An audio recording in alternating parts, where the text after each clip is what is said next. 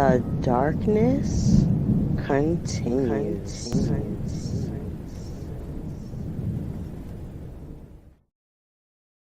Open your mind. Dark exodus. Dark exodus.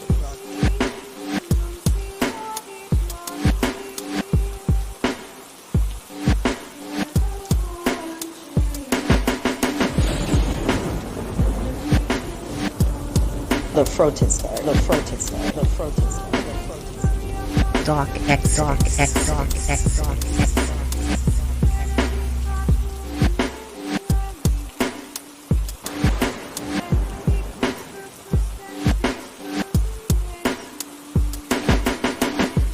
Open your mind.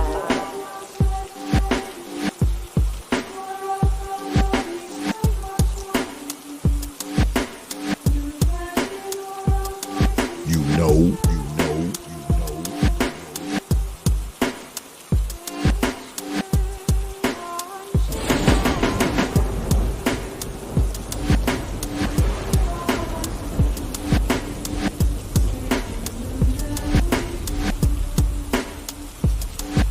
Yeah, X.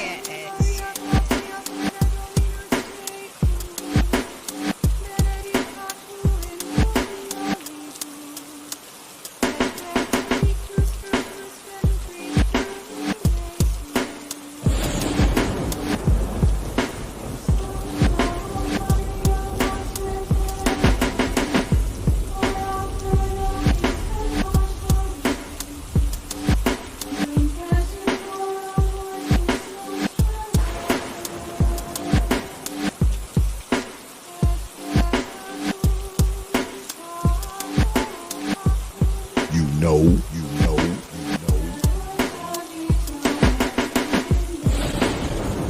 Dark exodus. You understand?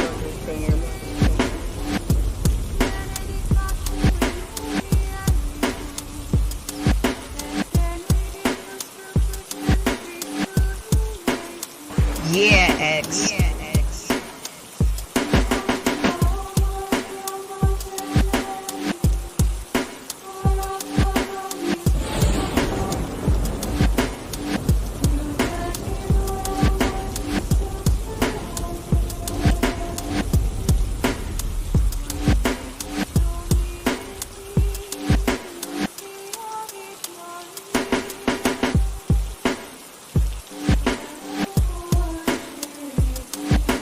You know.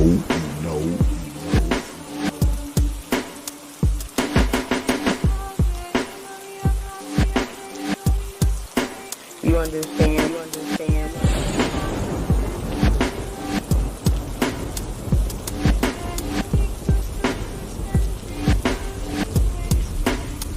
Open your mind.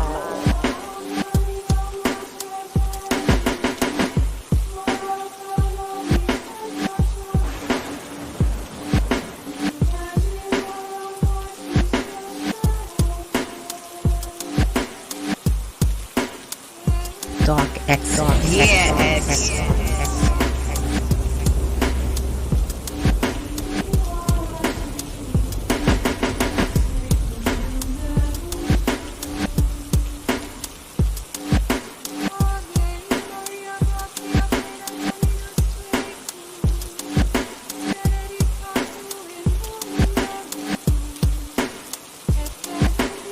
You know.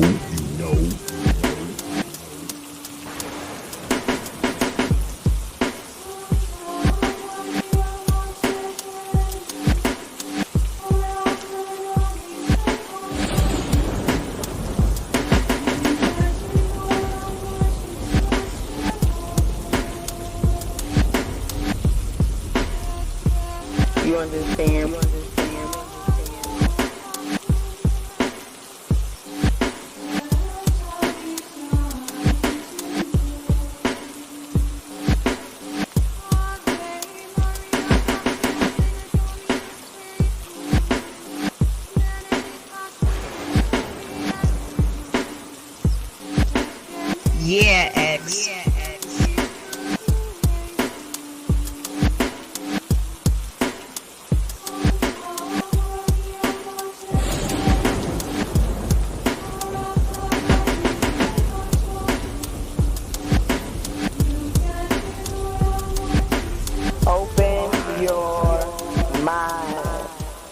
dark exodus, dark exodus, dark exodus, dark exodus.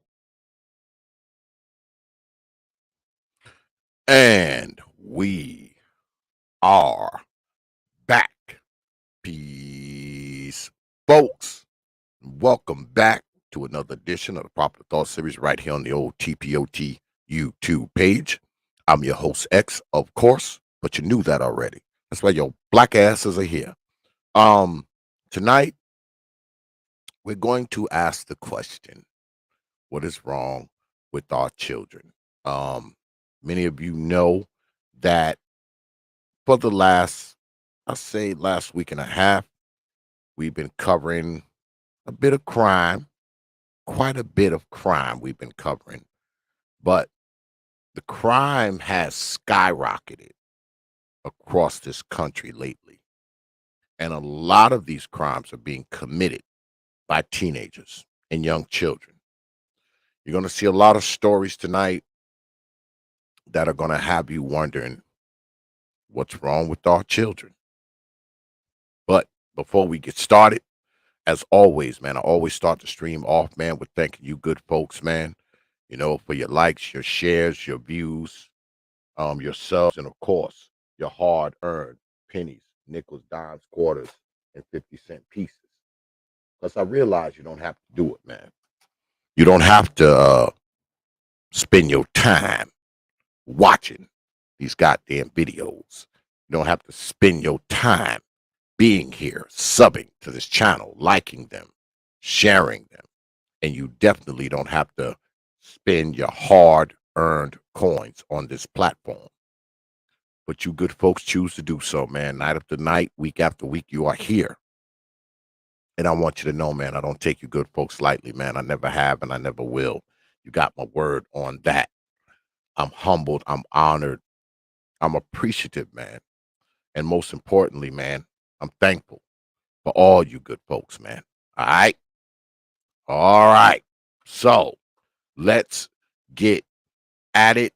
But y'all know, before we even begin to start the show, we always started off with something that around here we call the old mama of the day. Yeah, we started off with the old mama of the day. And today's old mama hails from the sunny state of Florida. Yeah, that's right. You see the headline. Florida mom stopped feeding baby, called it annoying, according to the sheriff.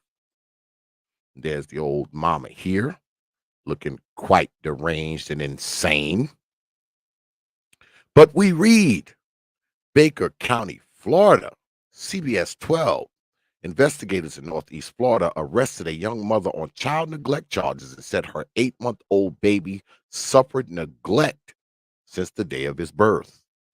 The investigation into 21-year-old Haley Kent started earlier this month when doctors at Wolfson Children's Hospital in Jacksonville began treating her child for life-threatening injuries.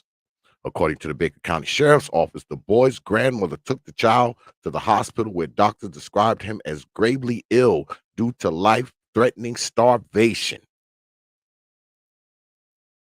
Life-threatening starvation. But we continue.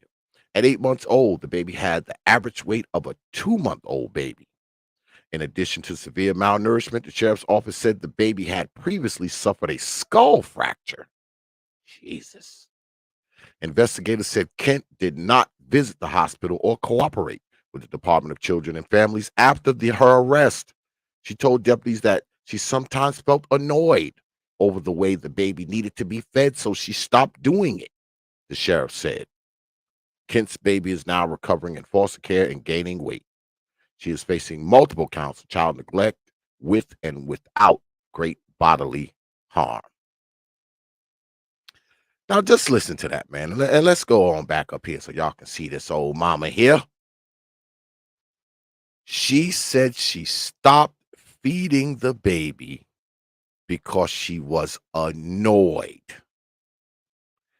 feeding a baby that fell out of your old funky hole was annoying. So she said she just stopped doing it. Yeah. It was too much of an annoyance for her to feed her own child. They said the child was 8 months old, but it was the weight of a 3-month-old. So if she stopped feeding the baby, can y'all imagine how much that baby was crying and hollering and screaming? And I mean, what did she do? Put earplugs in her ear to keep from hearing it? And they said the baby had a skull fracture. I mean, man, some of these women, man, I just notice how I bring y'all this shit every night we come on. Every goddamn night, I got another old mama. But the last couple of nights, at least the children didn't die. I figured I would bring y'all some stories where the children didn't die. But we'll be right back next week with some old mamas who actually killed the kids. But I thought I would give y'all a little respite, a little relief from children being murdered by their old mammies this week. And you see them, man, on these pictures, man, they all look the same. They all have that same look, that same faraway stare. Like, nothing to see here. Nothing happened here. I fractured my baby's skull and didn't feed it for who knows how long, but nothing to see here. And I gotta get on you brothers too, man. I gotta get on the fellas, man, because why do y'all continue to climb on top of these people? Why do y'all continue to climb on top of these people? They're obviously insane, obviously. Because something's got to be wrong with your ass. If you done had a baby and you stop feeding it because you say feeding it is annoying. And they never did say how the baby's skull got fractured. You fracture the baby's skull, you don't feed it. Fine. Your ass done got knocked up, somebody done squirted in your crazy looking behind, and you don't want to keep the baby. Take the baby to the fire department. Leave the baby at the hospital in one of those little drawers that they have. Leave the baby at the police station. Shit, if you're down here, you can leave the baby at the YMCA. Instead of doing that, you want to keep the baby and neglect the shit out of it.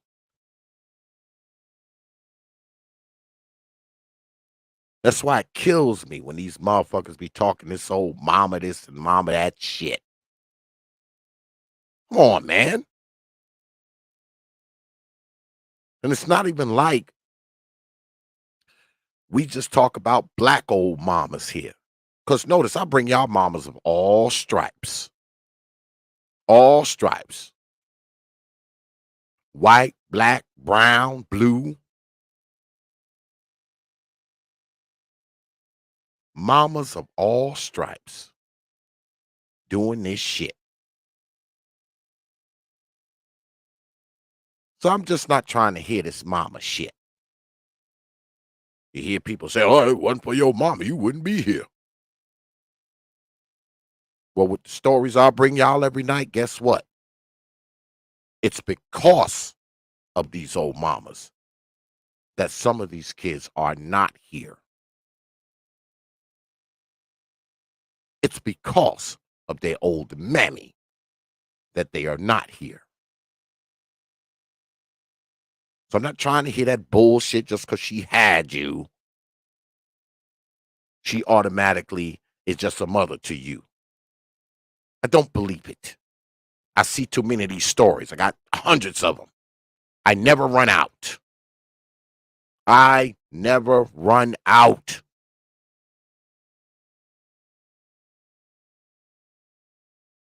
So just breeze by me with that old mama shit. Breeze by me with it. Unless you prepared to bring your ass up here and defend some of these old mamas of the day. All right? All right. Well, like I said, at least this time, the baby's not dead. And hopefully, they don't try to give the baby back to this old mama here. But anyway, let's go ahead, man, and get at it. Because like I said, man, tonight we're gonna be talking about, and we'll probably get into some of these old mamas too, of course, because you know they bear the brunt of why a lot of these children are the way that they are, regardless of what people tell you. But we're gonna start here. Go ahead and bring this up.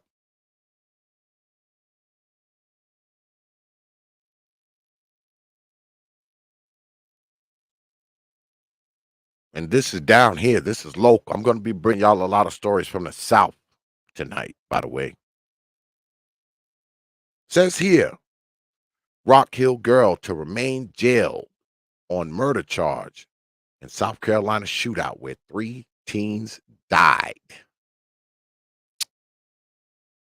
Says here, 16-year-old Rock Hill girl accused of being the driver in an April shooting that left 3 teens dead will remain in juvenile detention, the judge ruled Tuesday. The girl charged with murder has been in custody since a few days after the April 25th shootout on Gish Road in York County. She is one of 2 teens charged with murder in the case. South Carolina prosecutors are seeking to try the girl as an adult. She must undergo a South Carolina Department of Juvenile Justice evaluation before a decision is made about potentially facing murder charges as an adult. The Herald is not naming the girl because of her age. She was 16 when the incident happened, but she has since turned 17, prosecutors said. Now they say, well, Tuesday, her second appearance in York County Family Court was scheduled. They said there's a 3rd suspect in the murder that's still uncaught. They said the 3rd suspect sought by police in the shootout remains uncaught. 16th Circuit Court Assistant Solicitor Whitney Payne and the Rock Hill Police Department Detective Taylor Tucker said in court on Tuesday. Payne said the safety of the defendant and others in the community would be at risk if the girl is released while the 3rd unnamed suspected remains uncaught. We believe everybody is in danger, Payne said. Tucker said the girl charged with the murder drove other teens to the shooting, knowing in advance they planned violence against others in a different car. She knowingly participated in a hit, Tucker said in court on Tuesday. The girl at first lied to police about her involvement, then made some statements to the police about the shootings, Tucker said in court. The defense is saying that the girl helped police after she was caught. The girl's lawyer, Dane Phillips of Columbia, said in court that the girl has given police information that was important in the case and should be released in the care of her family pending trial. See, that's my thing. They say that about these teenagers, right? They say, oh, they should be, released to their family, so they can do this, that, and the other thing. But guess what? While they was out there shooting and murdering motherfuckers, they wasn't with their family. They were away from their family, right? They were away from their family when they was out there murdering people. But somehow sending them to their family is the remedy now. I don't quite get that. Maybe you good folk do. But I don't quite get how sending them to their family is somehow a remedy that's going to keep them from going out there murdering someone again.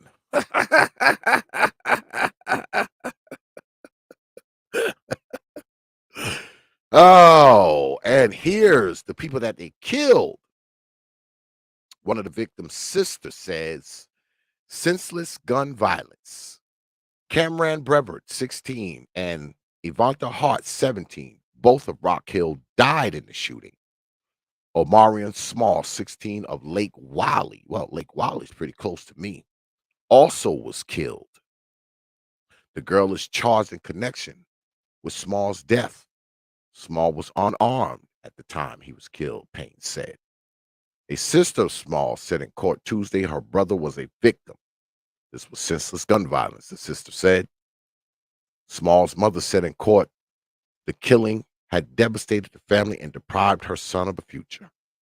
My son won't graduate high school. He won't be able to accomplish any of the goals he had, all because of a dispute over jealousy, Small mother said. York County Family Court Judge David Guyton said in court there is still a potential for violence and conflict in the case that could end up in a dangerous situation for young people, Guyton said. Guyton ruled the teen should stay detained as the police investigation continues. She is still potentially in danger and the public could be in danger, Guyton said. It is in her best interest and the best interest of the community that she remain detained. But what do they mean when they say that? Do they mean, well, I know she's probably safer because, she done went in there and snitched on these other teenagers, so they probably going to try to do something to her. But when they say she's safer, or should I say when they say the community's safer, are they saying it's safer from her or what? 16 years old. Of course, they're not showing her, which is odd. And I'm going to show y'all why in a little bit. Oh, what's good, brothers? Damn, I wasn't even paying attention to the chat. My bad, brothers. What's good, brother Stoic? Brother Sir Obadiah is in the house. Brother Alonzo Hall is here. What's good, brother Alonzo? Brother Big Pontiac is here as well. And who else is here? That's it. Yeah. So, I mean, they're not showing her, which, like I said, it is weird. They always do that shit. And I'm going to show y'all why. I'm going to show y'all why they do this. But we move on because I have quite a few stories. All right. Here's another one for y'all.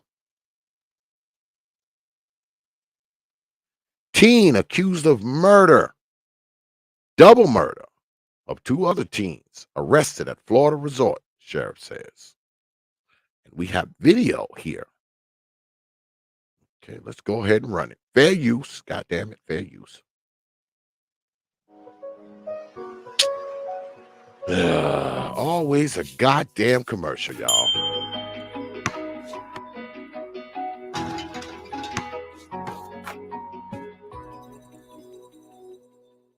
Zaparella, a South Carolina teen is behind bars, accused of killing two other teens. The Berkeley County Sheriff says the 17-year-old from Ladson was arrested Friday in Florida and is facing two murder charges. The sheriff says the two shooting victims were taken to a hospital in Somerville March 2nd, but later died. The 17-year-old will be charged as an adult.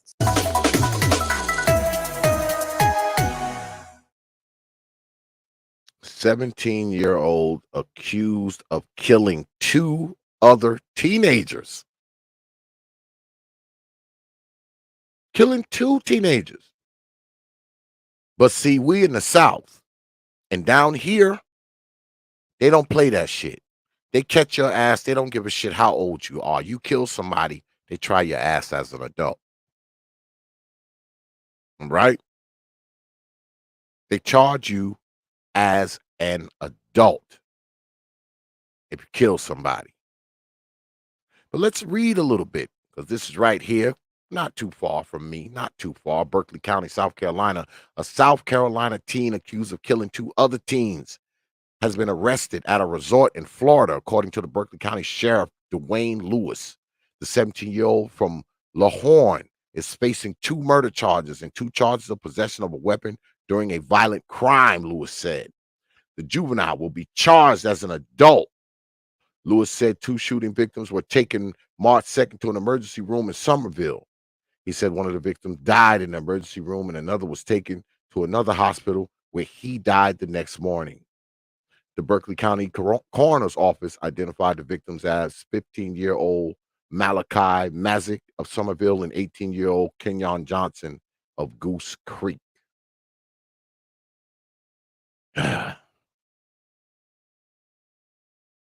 These young folks, man, are murdering people, man, left and right. Like, I just don't get it, man.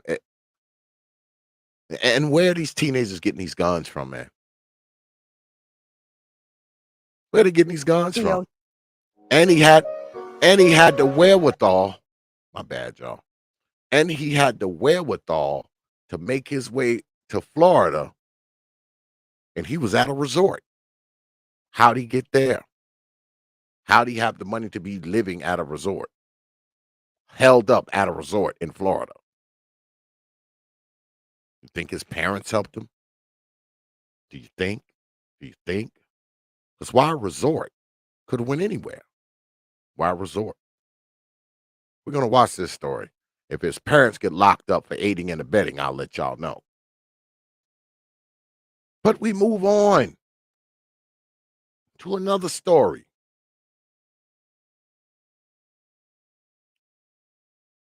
We have photo of this one here. Police. Suspect wanted in murder of Florence teen turned self in. Well, at least he had the wherewithal to turn himself in, right? I guess there's something to be said about that. Myrtle Beach, South Carolina, suspect wanted for the murder of 17-year-old Dariante? Jesus Christ. Dariante Thurston Shaw turned himself into police Tuesday. With a name like Dariante, what else was he going to do with his fucking life except kill folks? But anyway, turned himself into police on Tuesday. Michael Antoine Williams turned himself into authorities at the Florence Police Department. Williams was arrested and charged with murder in possession of a dangerous weapon during a violent crime. Oh, Dariante was the murder victim. My bad. He was the murder victim. My bad, brother Dariante Thurston Shaw. He was the victim. Says here Michael Antoine Williams turned himself into authorities at the Florence Police Department. Williams was arrested and charged with murder in possession of a dangerous weapon during a violent crime. Late Saturday, the Florence Police Department was called to the area of Philadelphia Place shortly after 2:30 a.m. after reports of a shooting victim. Responding officers then found the victim fatally shot in the driveway. Williams is scheduled for a bond hearing at 12 p.m. on Wednesday. Another 17-year-old young man, life ruined. His life is ruined, man.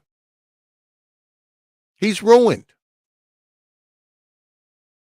He's ruined. 2:30 in the goddamn morning, his black ass probably should have been somewhere sleeping. In the house. Something. But no, he's out in the driveway shooting someone dead instead.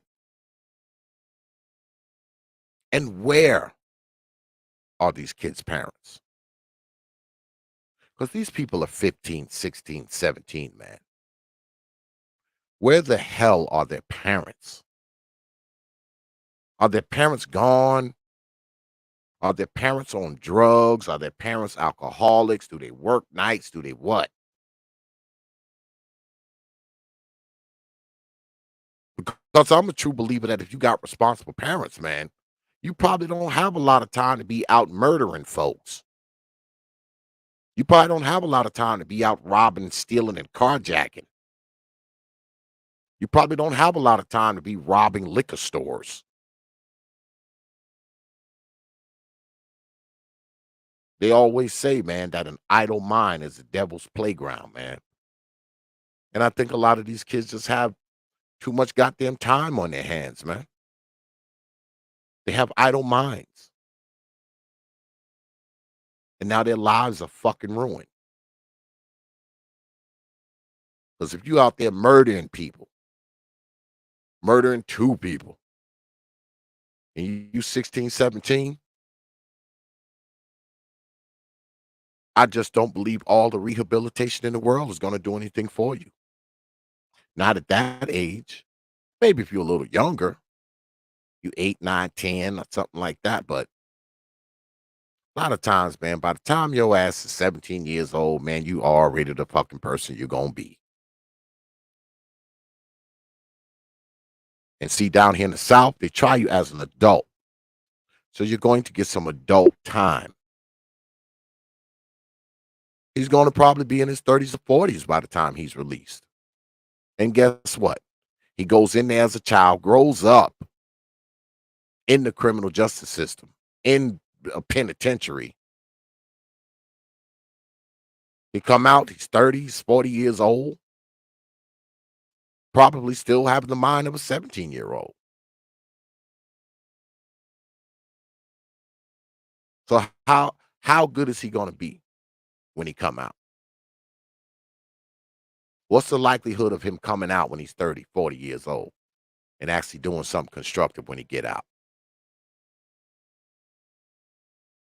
These people, man, are prime subjects for recidivism because they grow up in the system.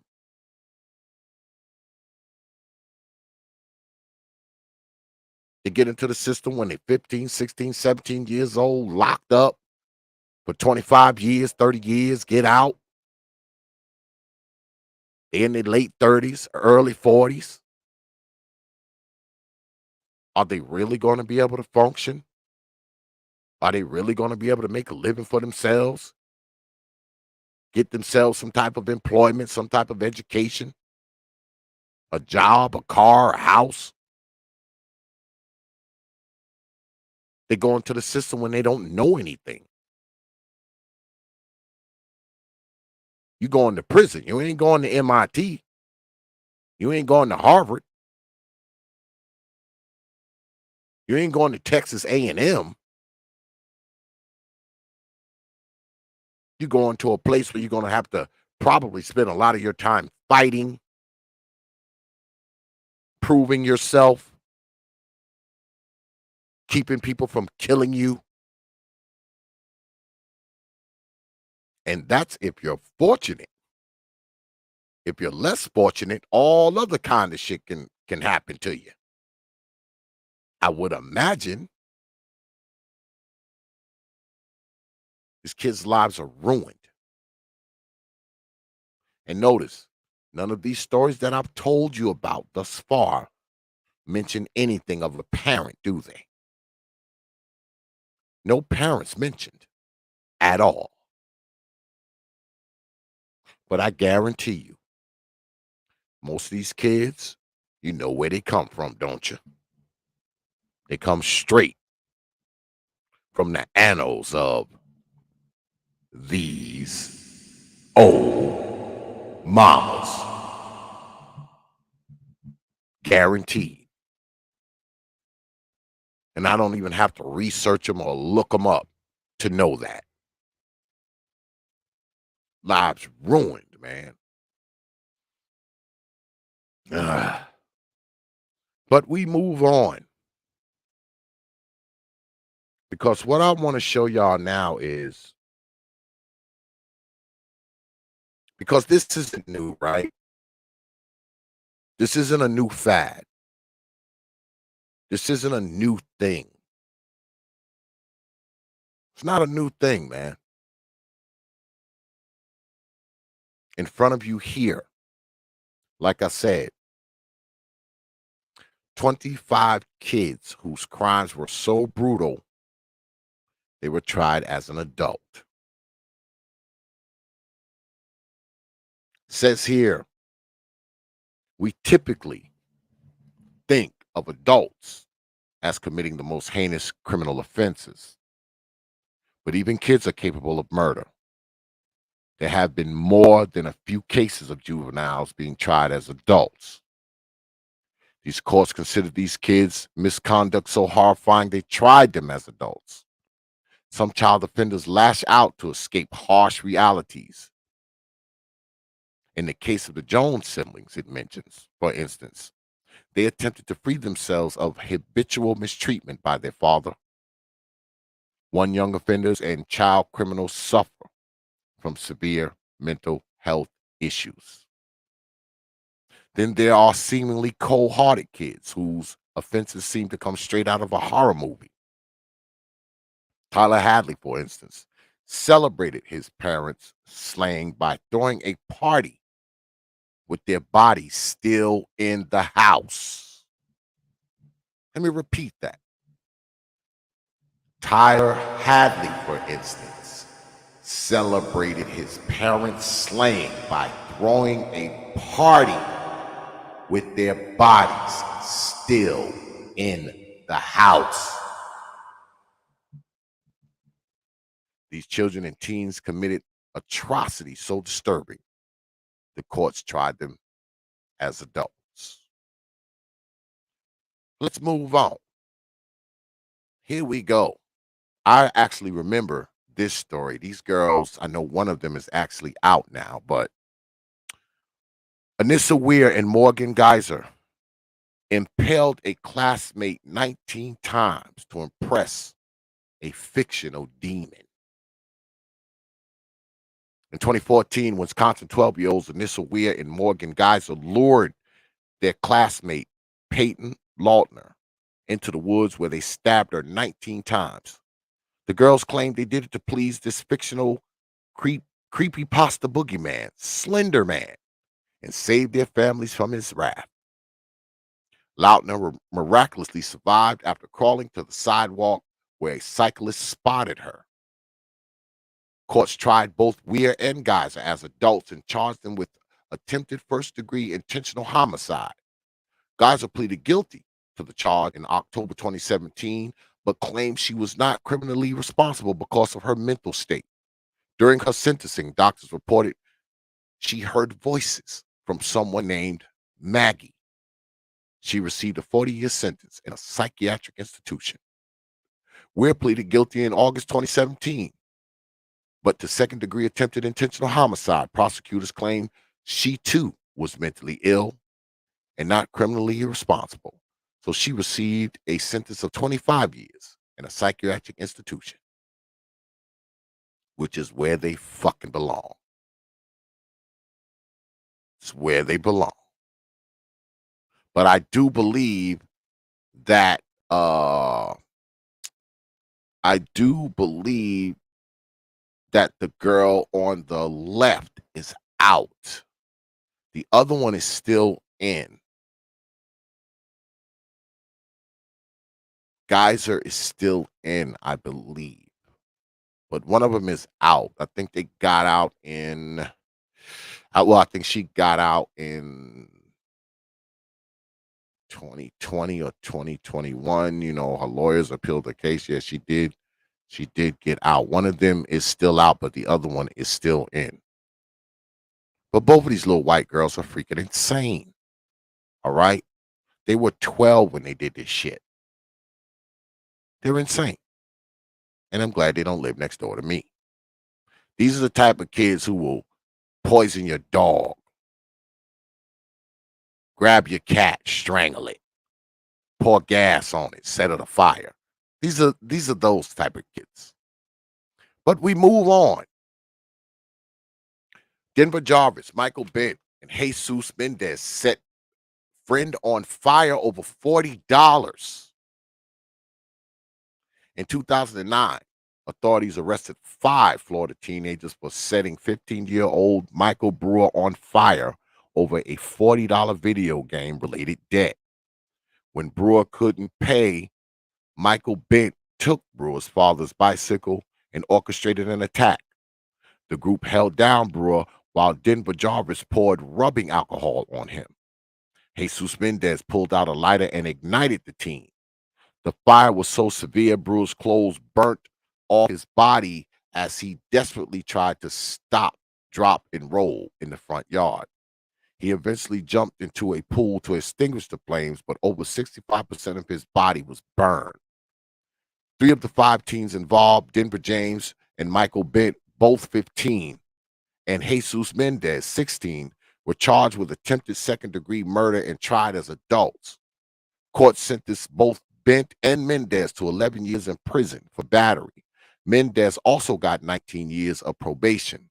Jarvis received a sentence of 8 years in prison with 10 years of supervised community probation. Wow. Wow.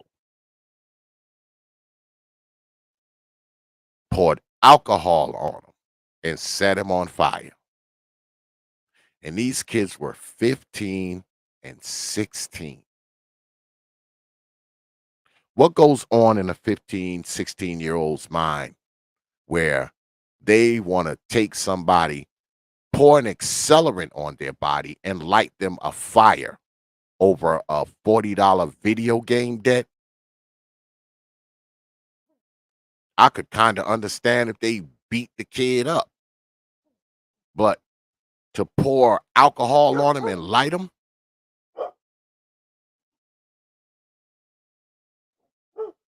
Hold on, y'all. Let me check my camera. My dog out there barking. Let me see if somebody's out here.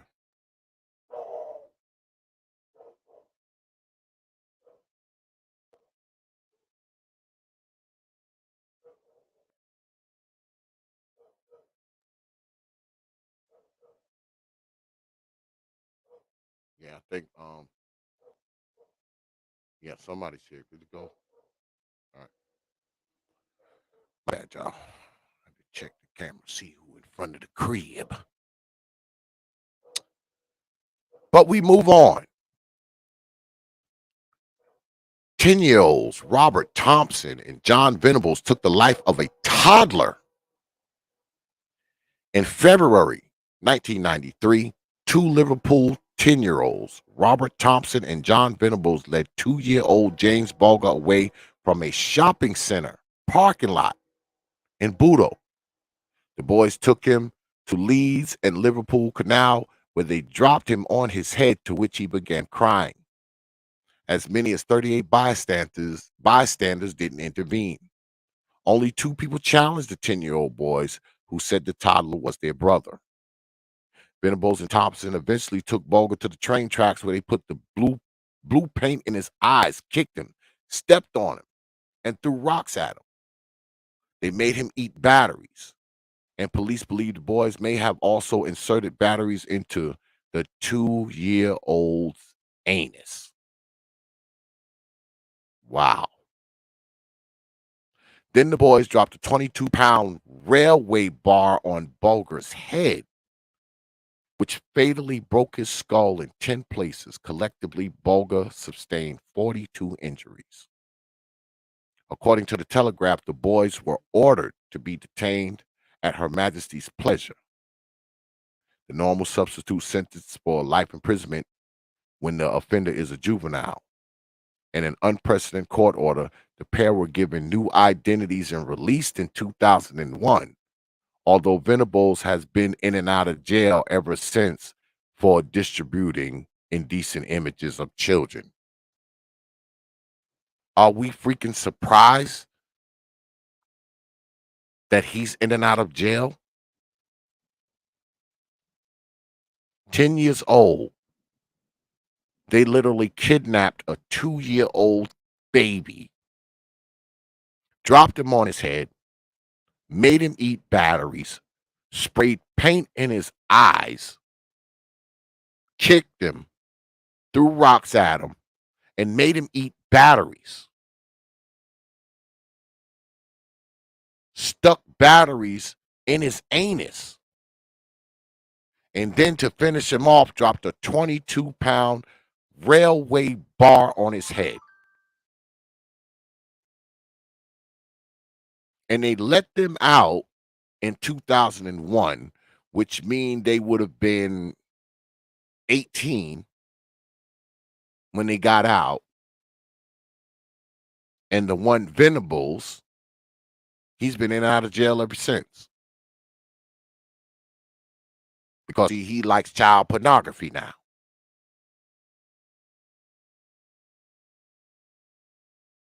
These are some disturbed little fucking people. All right? I can't believe they let him out. Why would you let him out? I mean, listen to what they did to the boy. Come on, man. Jeez. You freaking white people are insane. White folks are crazy. But we move on. Curtis and Catherine Jones fatally shot their father's girlfriend. On January 1999, Curtis and Catherine Jones were 12 and 13 years old, respectively, when they took their father's gun and fatally shot his 25-year-old girlfriend, Sonia Spates. Those close to the siblings originally alleged they did it out of jealousy. However, reports from the Florida Department of Children and Families uncovered that a different male relative who was living in the Cocoa Beach household sexually assaulted the children. Allegedly, neither their father nor Spates did anything about the allegations, so the siblings conspired to eliminate the relative who was harming them, their father and Spates. Both of the siblings pleaded guilty to second-degree murder, were tried as adults, and received 18 years in prison with lifelong probation. Even after the trial, Catherine Jones maintained she regretted hurting someone, but had to get away. In 2015, they were released from prison. Now, I know I'm familiar with this story too. I know Catherine Jones, she married some guy while she was in prison, but she got out and it didn't work out. All right. It didn't work out. I don't know why it didn't work out. I know she's some type of advocate now for sentencing guidelines for juvenile offenders. I'm familiar with her name and I'm kind of familiar with the story. Yes, she's out now. I believe she should be 30 now. Yeah, she's about 30 now, and she's some type of advocate for sentencing guidelines. But I know she married some guy while she was in prison, got out, it didn't work out. So, but of course it didn't work out. She went into prison when she was 13. She got out when she was like, she got out when she was, 23, 24. She's probably still had the mind of a 13-year-old. She probably still had the mind of a 13-year-old because I think the guy she married was like in his 40s or something. So, of course, it didn't work out. Of course, it didn't. But we move on. Tyler Hadley took the lives of his parents, then threw a house party. This is the story we read at the beginning, right? In 2011, 17-year-old Tyler Hadley hid his parents' cell phones so they couldn't call the police. He took 3 ecstasy pills and blasted Feel Lucky by Lil Boozy to psych himself up.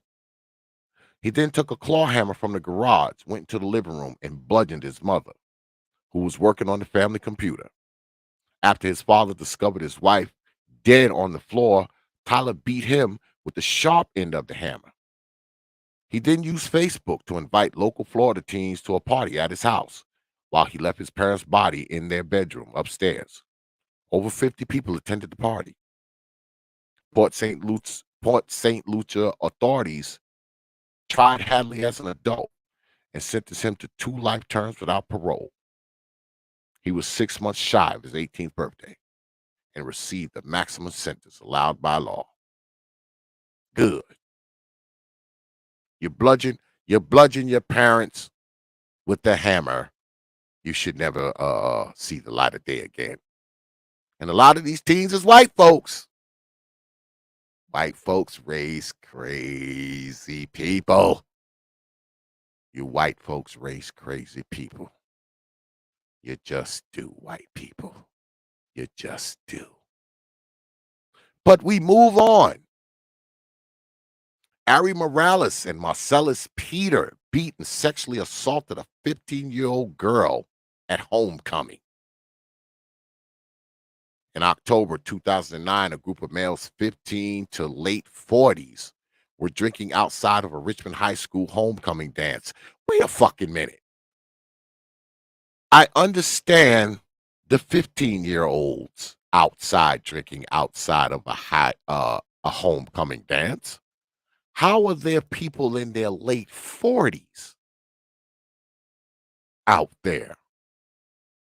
What were they doing out there at a high school homecoming dance? Sheesh.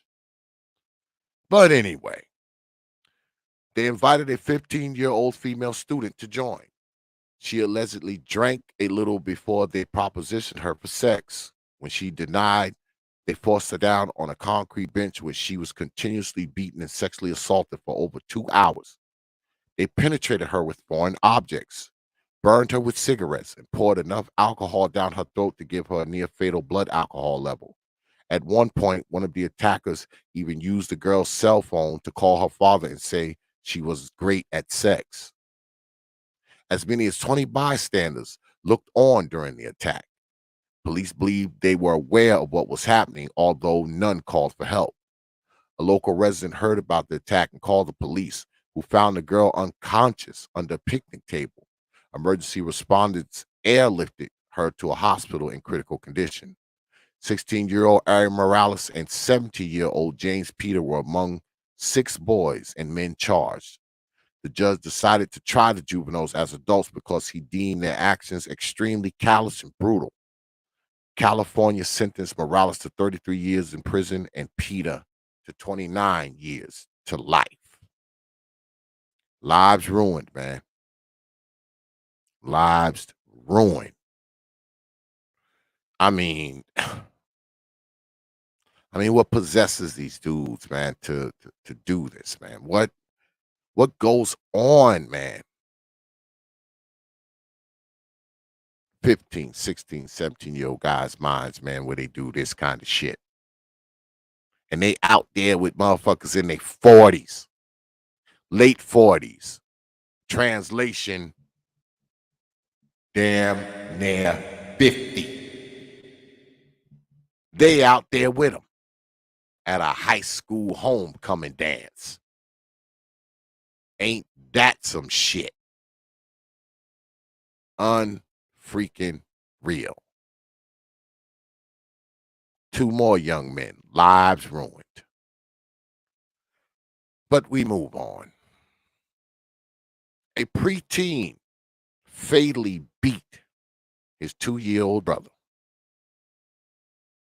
Christian Fernandez was only 12 when he threw his brother into a bookshelf approximately a dozen times near St. Augustine, Florida, causing lethal injuries. Prosecutors initially claimed the act was premeditated, and they intended to charge him accordingly as an adult. Allegedly, Fernandez habitually hit his brother. 2 years after his arrest, Fernandez pled guilty to second-degree manslaughter, and the county convicted him as a juvenile. But before his plea agreement, he was the youngest person in Florida history to be charged as an adult. Even though he escaped the life sentence, the ruling required him to serve 9 years in juvenile detention with supervised parole. Duval County released Fernandez in January 2018. And this is the thing, y'all. Like this little fella here. Some of these people are out walking amongst us. They've done all these ridiculous things when they were children. Went into the damn penitentiary, or the juvenile penitentiary, if you will. Stayed there for X amount of years. Now they're just walking around amongst the rest of us. Walking around with the mind of a child in the body of an adult. because I'm pretty sure you don't go and get incarcerated when you're 12 and 13 and 14 and 15 and you stay locked up for X amount of years. Now you come out and you're just fully mature. Something tells me going into the penitentiary doesn't mature you. It may harden you. It may toughen you. It may give you a better criminal mind, a better criminal understanding. But I'm pretty sure it doesn't mature you, especially when you're 12, 13, 14. He's out, walking amongst us, down with you Negroes who live in Florida. But we move on. This is an older story, obviously. 6-year-old Carl Mahan shot an 8-year-old girl in an argument. In 1929, a few months before the stock market crash that started the Great Depression, a 6-year-old Carl Mahan had a fight with 8-year-old Cecil Van Hoos over a piece of scrap metal that he went to sell to a junk dealer. She hit Mahan in the face with the scrap metal and fatally shot her. He fatally shot her in retaliation. Johnson County charged the boy with manslaughter. Although juvenile cases are not typically tried with a jury, it took only 30 minutes of deliberation to find Mahan guilty. The court sentenced him to 15 years, which he spent in Glendale Reformatory until released at age 21. Wow. And he was 6 when he did that. Where'd he get the gun? Did he have it on him? But he had it on his waist? Did he have the pistol on his hip when he was 6? Did he have the pistol on his hip? Did he have it in his pants, in his sock, in the back of his belt? Where'd he get it? But we move on. Oh boy, just looking at her, I know this is insane. Marilee Gardner fatally slammed her car into another during a police chase. In Layton, Utah, 16-year-old Marilee Gardner took her parents' car on June 29, 2016 to meet a 17-year-old friend.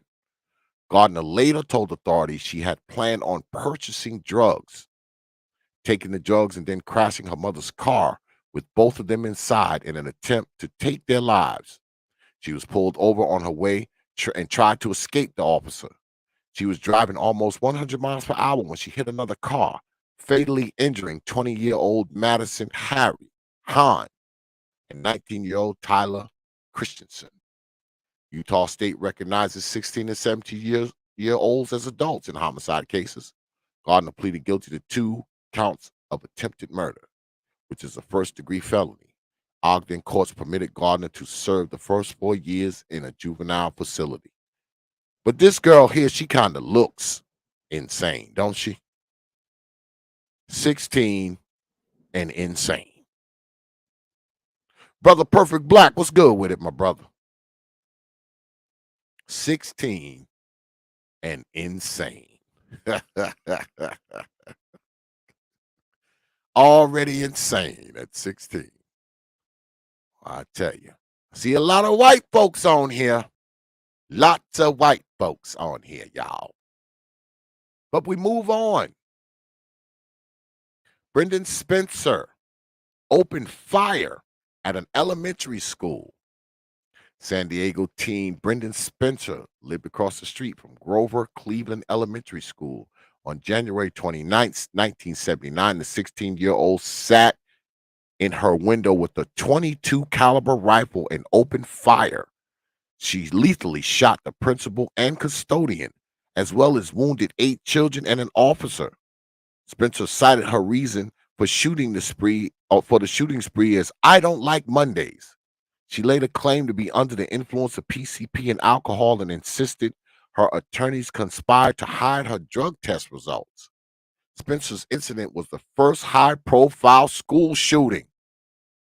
California courts tried Spencer as an adult, and she pleaded guilty to 2 counts of murder and assault with a deadly weapon. She received a sentence of 25 years to life. The courts denied her parole 4 times, and her next eligibility was in 2019. I wonder if she got out. I wonder if she got out.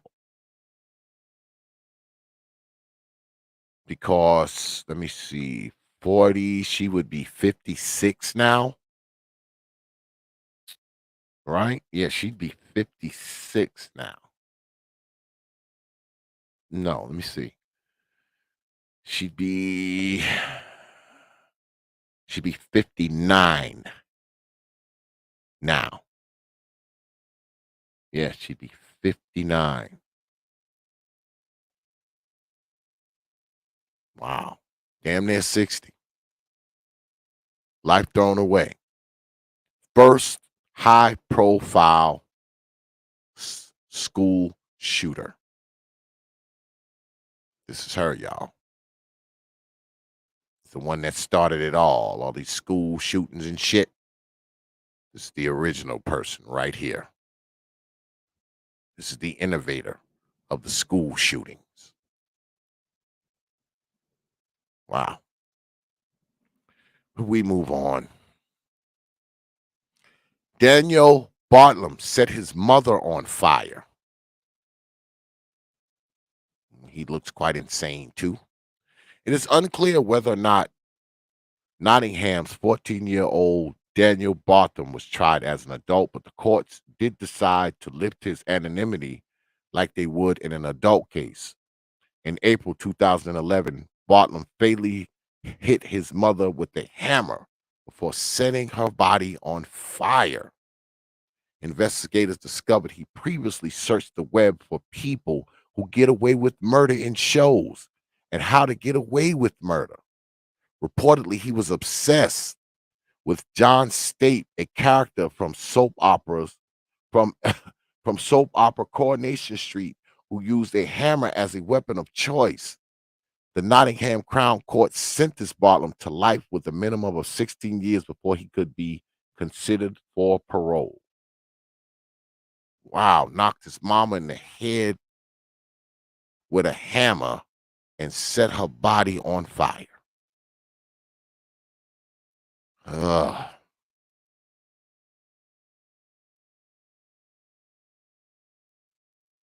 But we move on. Kim Edwards took her parents' lives with her boyfriend. Then they watched all 4 Twilight films right after. In 2016, Kim Edwards and her boyfriend, Lucas Markham, were just 14 years old when they used a knife to impale Edwards' mother and 13-year-old sister in their Lincolnshire home. The couple then proceeded to watch 4 Twilight movies, eat ice cream and tea cakes, have sex, and take a bath together to wash off the blood. 2 days later, police discovered the bodies. During her hearing, Edwards met with forensic psychiatrist Philip Joseph to assess her mental state. She allegedly told them, "I don't miss my mom, and I'm glad she's dead, even though I am now in a sticky situation." The teen's offenses were so severe, the judge lifted the order banning the release of their identities. Both defendants were initially sentenced to life with a minimum of 20 years in Nottingham Crown Court. The sentence has since been appealed and reduced to 17.5 years. Crazy fucking kids, man. And I know y'all remember this guy. Eric Smith strangled and beat a 4-year-old. On August 2, 1993, 13-year-old Eric Smith led 4-year-old Derek Robbie into Steuben County woods as Robbie walked to a nearby summer camp. Smith strangled and sodomized the child with a tree limb. before fatally dropping 2 large rocks on his head. Smith also arranged the body peculiarly, removing a shoe and pouring Kool-Aid from Robbie's lunch all over him. The state of New York tried him as an adult. Smith's defense attorney presented Smith diagnosed this as intermittent explosive disorder, which according to Psychology Today causes individuals to act out violently and unpredictably. Despite this, the court sentenced Eric 9 years to life in prison. As of 2020, he has been denied parole 10 times. I think this guy is out, I believe. These two dudes. Derek and Alex King fatally beat their dad with a baseball bat and set their home on fire. On November 26, 2001, Derek King, 13, at the behest of his brother Alex King, 12, waited until their father was asleep before sneaking into his room and bashing him on the head 10 times with an aluminum baseball bat. As a cover-up, the boys lit the house on fire. Escambia County police observed Terry King's body and determined his passing was not an accident. In their hearing, the boys admitted that they committed the offense because they didn't want to get punished for running away, even though they had never physically threatened them. Other reports allege the boys were coerced into pedophilic relationship with their dad's friend Rick Chavez and wanted to get rid of their father so that they could move in with their now convicted child molester. Florida court sentenced Derek to 8 years in prison and Alex to 7 in juvenile detention center. Wow. And they come up with such elaborate fucking stories, man. They come up with such elaborate stories. It's crazy. Austin Brimley and Seth Doris beat a man for telling them to slow down. Austin Brimley and Seth Doris were just 16 when they fatally beat a man outside of his Texas home. The teens and some friends were joyriding on November 7, 2009 when 25-year-old Jonathan Bird came out of his house and told them to slow down. Angered, Brumley threatened to shoot Bird with an AK-47. Then Brumley and Doris punched and kicked Bird. Brumley grabbed a hammer out of his truck and hit Bird in the back of the head. In 2012, the courts tried the teens as adults. Brumley received a 24-year sentence while Doris received a 20-year sentence.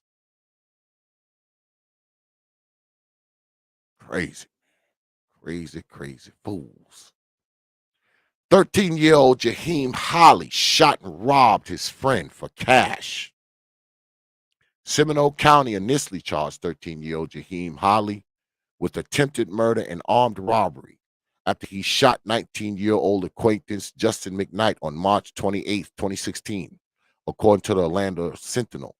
Holly pleaded with McKnight to give him a ride. While they were driving, Holly pulled out a gun. After a brief physical altercation, Holly shot McKnight in the stomach and made off with McKnight's cash.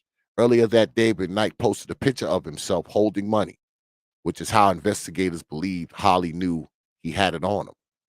Authorities reveal Holly already had an arrest record and the teen had been on probation at the time of the shooting. Holly, tried as an adult, accepted a 5-year plea bargain. And that's something else, right?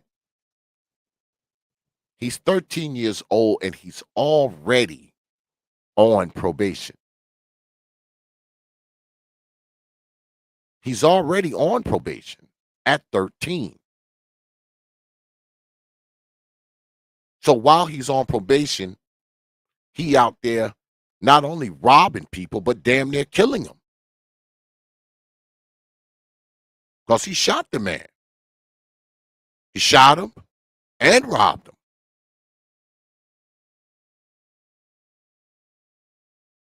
How are you on probation at 13?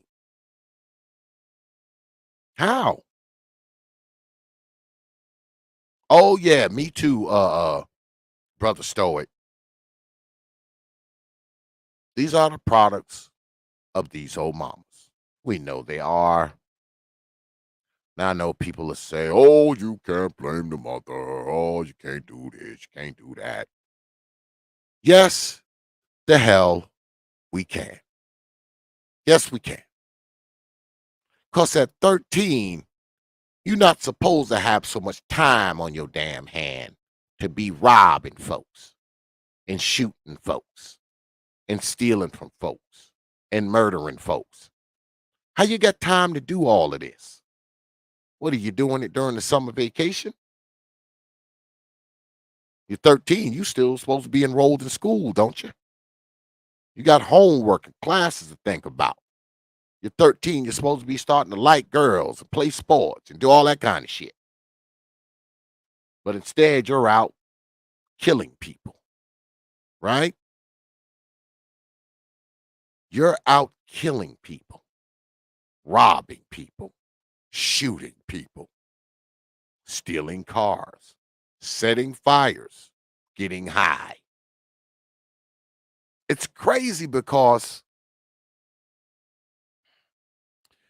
when I was that age, especially, man, 10, 11, 12, 13, man, my dad, let me tell you something. My dad at 10, 11, 12, 13, you know what you was doing? When you came your ass home, the first thing you did was your homework, right? And I grew up with country parents. I was raised by a country geechee from Georgia. You came home, you did, well, let me back up. This is how your day started, or should I say, this is how my day started. Like I said, I was raised by country parents in New York. We lived in New York, but we lived like we was down in the sticks of fucking Georgia, some fucking where, right? And growing up in the suburbs of New York, we had animals. We had ducks. We had chickens. We had a goat one time. We had rabbits. My dad had hunting dogs, all that kind of shit. And in the morning, I had to get up early in the morning. And before I did anything else, you get up, you wash your face, brush your teeth, all that shit. Maybe if you was lucky, grab you a fucking egg or something, or egg sandwich on some toast or something. And you went out and you got eggs and shit out of the chicken coop. You cleaned the chicken coop. You fed the chickens. You fed the ducks. You fed the rabbits and shit. And then you came in and you cleaned up and you got ready and you went to school. When you go to school, you come home, you do your homework. Right after that, you go outside, you put on your work clothes, you go outside, you feed the dog, you feed the hunting dogs. If the goats was there, you fed the goats. We had gardens and shit, tend the gardens, weed the shit, pick the bugs and shit out of it. That's what my days look like, right? And my dad was a landscape architect, so he had a lot of landscape jobs that he did, right? And when I wasn't doing that, like school, when I was in school, during school time, that was my day. I went to school, came home, did my homework, fed animals, tended gardens and shit like that.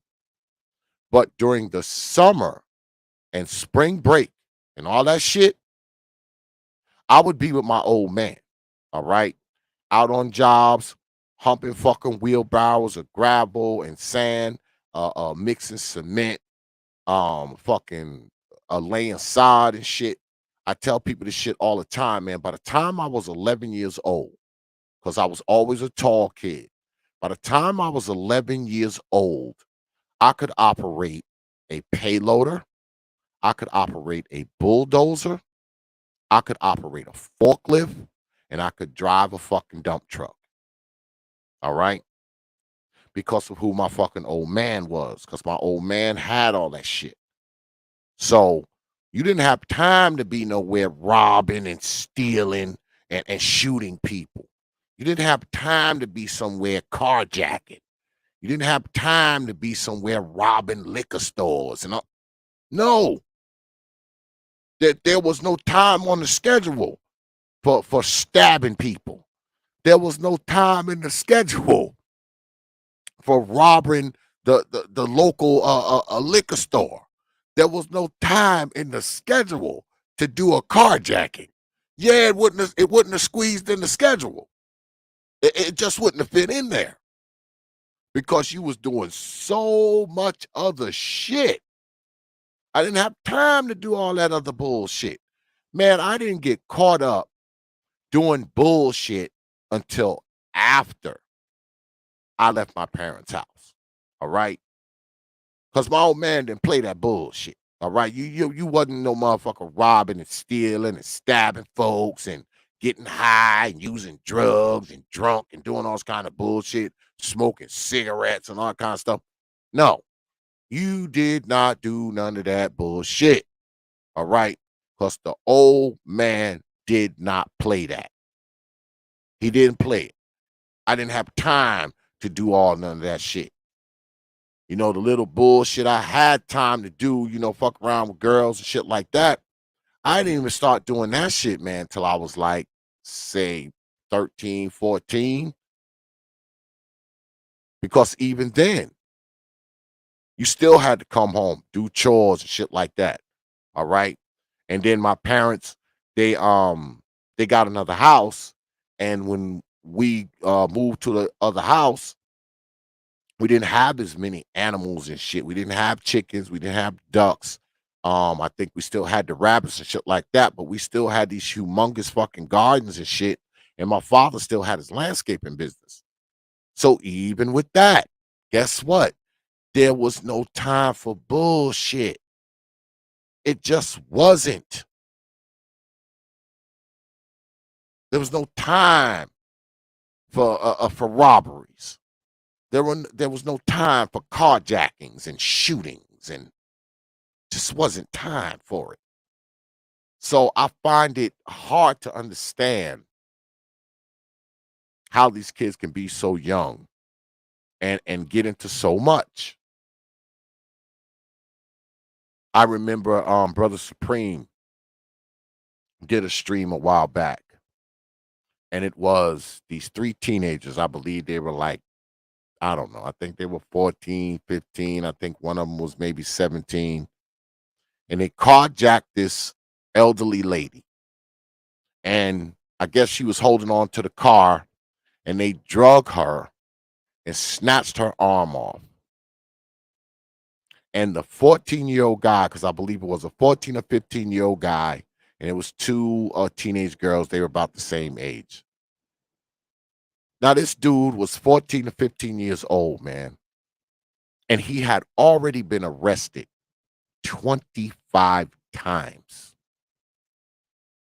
How are you arrested 25 times at 15? Where do you find the time to be arrested that many times? No way this boy is enrolled in school. No way this boy has anything close to a responsible parent. That boy come in and out that house as he please. He probably gets high. He probably drinks. His mama, because you know he living with just his mama, because when you got a daddy, you ain't doing that. You ain't arrested 25 times by the time you're 15 if you got an old man. Especially if you got an old man like the one I had. You 15, you ain't got time to be being arrested. You're too busy doing other shit. The only way the police is arresting you if they arresting your ass in your yard some fucking where. So nothing even remotely close to a responsible parent around a kid who's been arrested 25 times at the age of 15. Parent them probably just threw her damn hand up. Either that or she got it wrapped around a crack pipe. All right? These kids' lives are ruined, man. They never had a chance. They never had a chance, folks. And I think it's got a lot to do with who's raising them. So why do they do what they do? Why do they do it? Now, I got this article here that I was reading the other day. And it says, why do juveniles commit crimes? And it says juvenile crime is a significant problem in our society. No shit. But what is causing it? There are a number of common issues among juvenile offenders that seem to contribute to the overall statistics. Children today are exposed to extreme media, broken families, poverty, and other problems earlier and more often than their parents were. And I think there's some truth to that. Because the things children are exposed to now, especially when they're young, prepubescent age, 8, 9, 10, 11, they're exposed to things at those ages that they probably wouldn't have been normally exposed to until they were maybe 16 or 17. The media, the music, the abuse, the molestation, the violence, being exposed to all that shit, being desensitized at a very early age, at an age where their heads don't, it doesn't penetrate their brains. They can't understand it. Now, not to say that violence and abuse and neglect and, molestation and all those things are better for you when you're 17. But I think it's way more difficult if you endure these things when you're 7, when you're 8, when you're 9.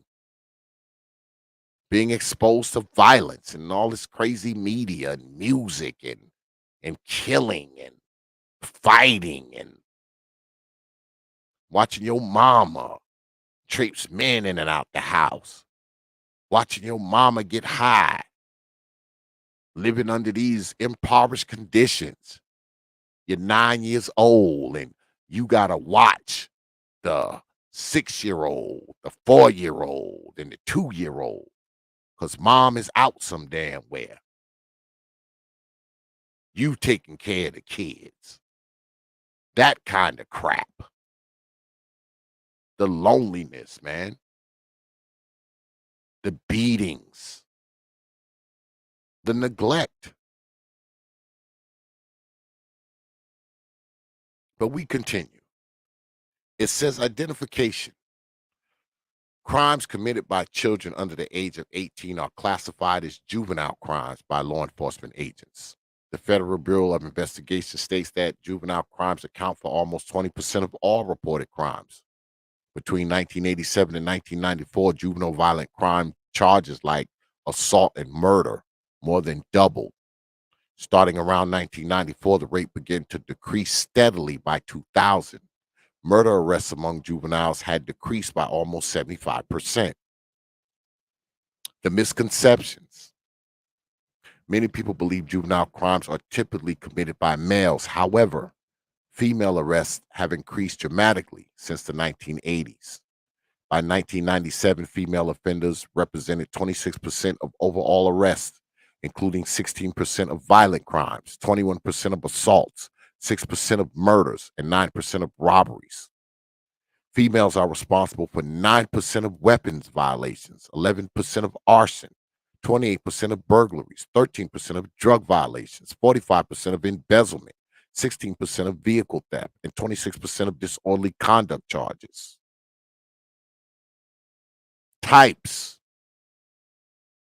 Female juvenile arrests are on the rise because girls are socialized differently today. Plus, society has accepted the idea of feminine superheroes and villains. The self-perception of girls is overall different than it was 30 years ago. Ain't that the fucking truth? On the other hand, juvenile crimes overall can be traced back to the decline of the family unit within our society. Decline of the family unit. You know, the shit we always deny as black folk. We act like that's not a thing. And even if it is a thing, it doesn't matter. It's because of white people. It's the white folks' fault. Has nothing to do with how we raise the kids. Nope. It's the white power structure. That's why the kids are out of their minds. Has nothing to do with the parenting at all. You can parent kids any way you want. And long as white people don't bother you, they'll turn out just fine. Yeah, long as white folks don't bother you, they'll turn out just fine. Even if you smoke crack, beat them, and allow your boyfriends to molest them, they'll turn out just fine as long as the evil white boogeyman doesn't bother you. Yeah. But we continue. More children today live in single-parent homes. No shit. And the divorce rate is now higher than 50%. Also, no shit. Significance. There are several risk factors specific to juvenile crime. Juveniles living in poverty-stricken areas are often exposed to violence and drug abuse very early. We know that. We said that. Getting into the wrong crowd is another common risk factor, as is having easy access to firearms, another risk factor. Broken or unstable families can be among the highest risk factors for juvenile offenders. Let me repeat that, Negroes. Broken or unstable families can be among the highest risk factors for juvenile offenders, as can family violence. Another major risk factor is the influence from the media that almost every child in the country receives on a daily basis. Prevention, solution.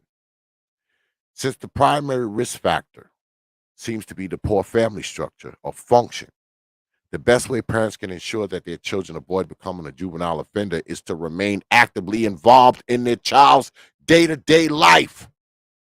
Let me repeat that too. The best way parents can ensure that their children avoid becoming a juvenile offender is to remain actively involved in their child's day-to-day life, Negroes. That means staying informed and involved with their schoolwork, friends, and extracurricular activities.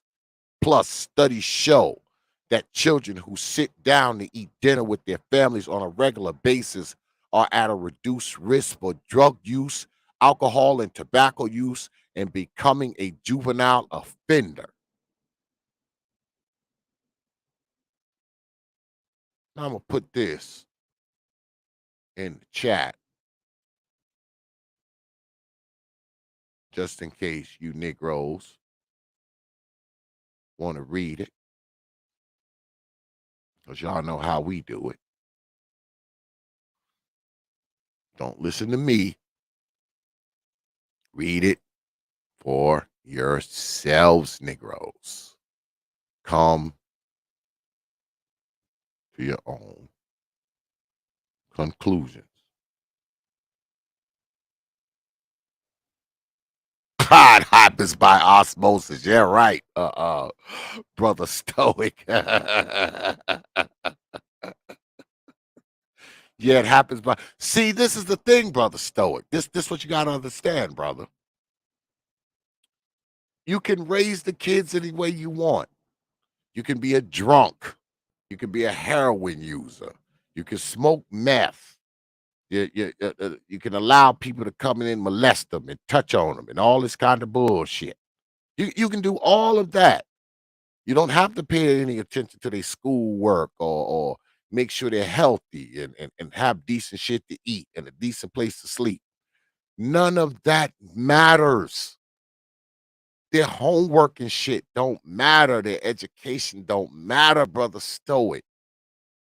as long as white people leave you alone, you can smoke all of meth you want. You can be as big of a drunk as you want. You can let the kids get molested. You don't have to give a shit about their education. None of that. But as long as white people don't bother you, the kids will be fine, Brother Stoic.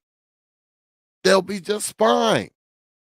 Because, see, even if you stay on top of their education, even if you take an active day-to-day role in their life, even if you make sure they have a father, even if you give them guidance, counsel, instruction, training, their father, their mother, stay on top of their friends and what they do and who they know. Make sure they safe and secure and stable, Brother Stoic. Even if y'all do all that shit, if white people mess with y'all, it'll fuck the kids up.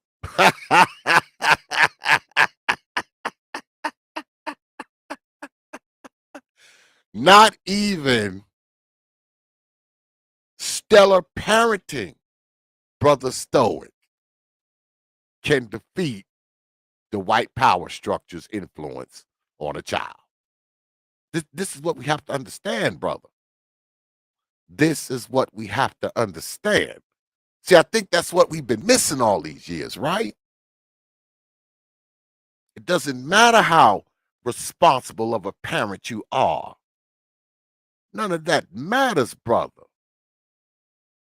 Doesn't matter how much interest you take in your child's education and what they do and who they around and, going to parent-teacher meetings and make sure they inside a stable family, a stable home, have a stable life structure and, teach them things like courtesy, respect, honor. Yep.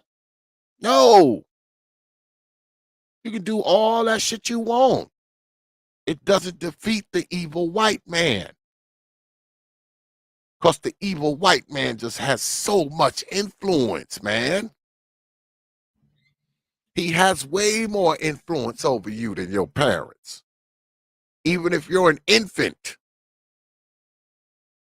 soon as you born, the white power structure starts influencing your life. Soon as you fall out the hole, shooting when you in your mama's gut, the white fucking power structure compels you. The power of white supremacy compels you. The power of white supremacy compels you, even in the womb.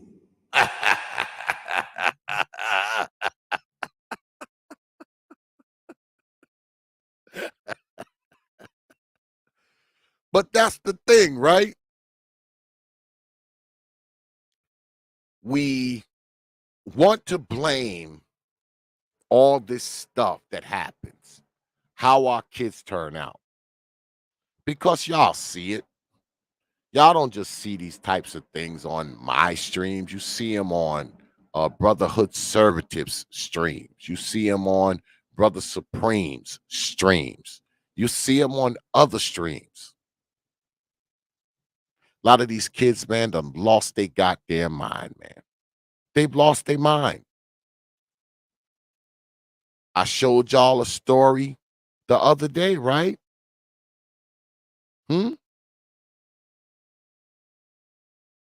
I showed y'all a story where a woman in Florida got to fighting with another woman. And what did she do? She gave her 10-year-old child a bag with a loaded weapon in it.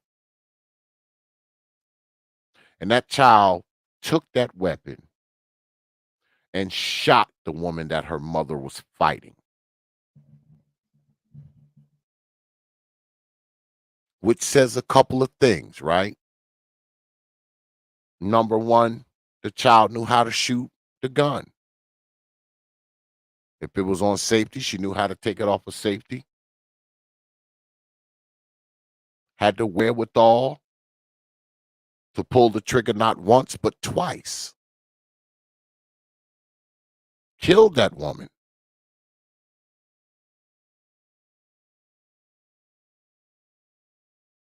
"10 years old." So you tell me, what kind of mother is that woman? Is that a good mother? Is that a responsible mother? Can you imagine what that child learns inside that house? What that child's been taught?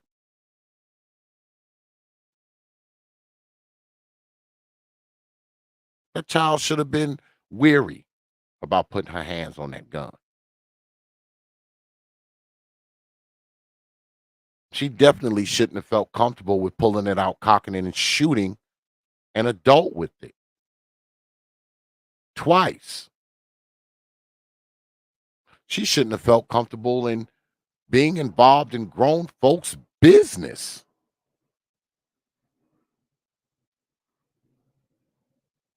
But she was emboldened to do so. And who do you think assisted in making her emboldened? Who do you think emboldened her to feel that comfortable to do what she did? Who do you think did that?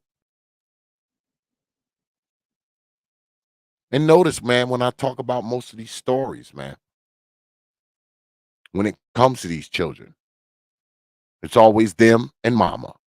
Mama and them and mama and them. Very rarely do you hear of a father.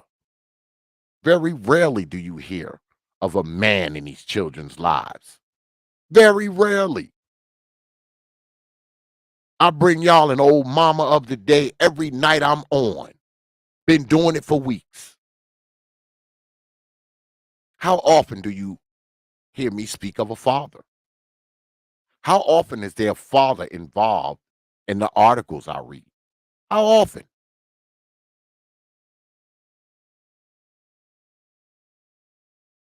These children's lives are being ruined, brothers. And they're not being ruined by men. They're not. I don't care what people say. I don't care about how much the a white power structure is influencing people. I don't care about any of that shit.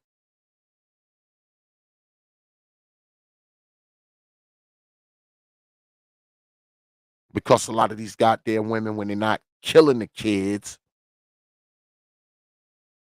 neglecting the kids, allowing the kids to be abused, neglecting the kids' education, neglecting their well-being,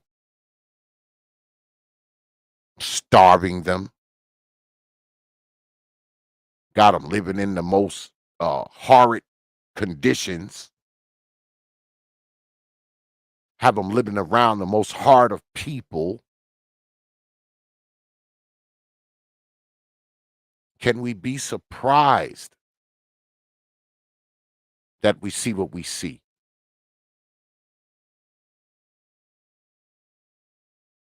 Can we be surprised, brothers? Have you seen these major cities lately?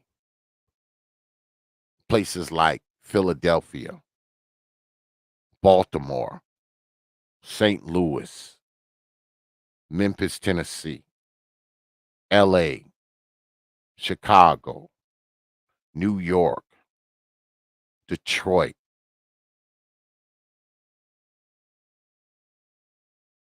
Shit, even down here.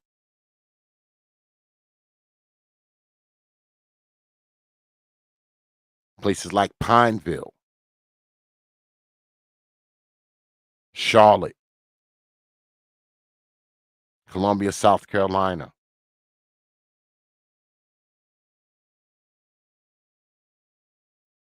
These places are shitholes, brothers. And it's a whole hell of a lot of young people. 12, 13, 14, 15. Exactly, Brother Stoic.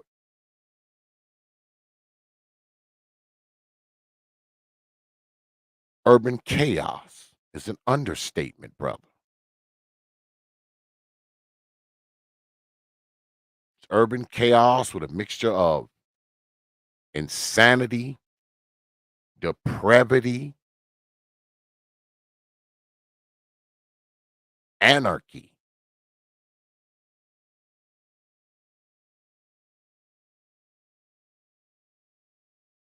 And I don't see it getting any better.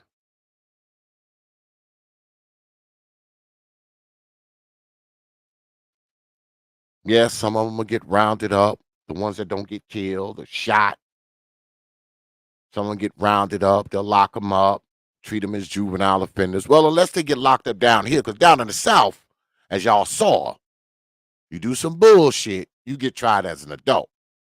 They don't play that, okay, you're a kid shit. Nope. But up north, it's a little different, especially in places like New York, Connecticut.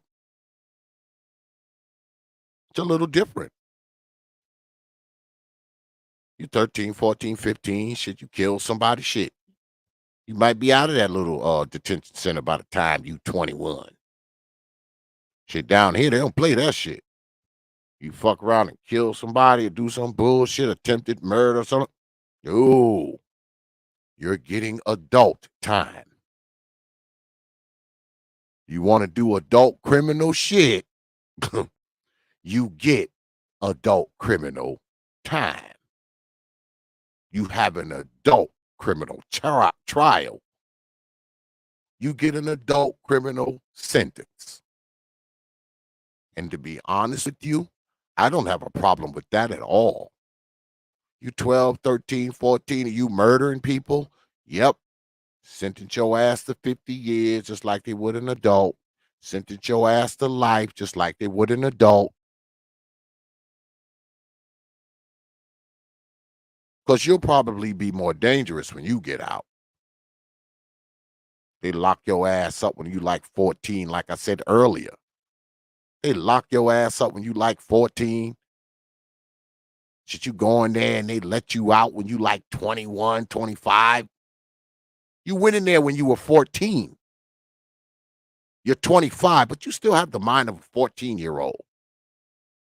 You're just a hardened 14-year-old.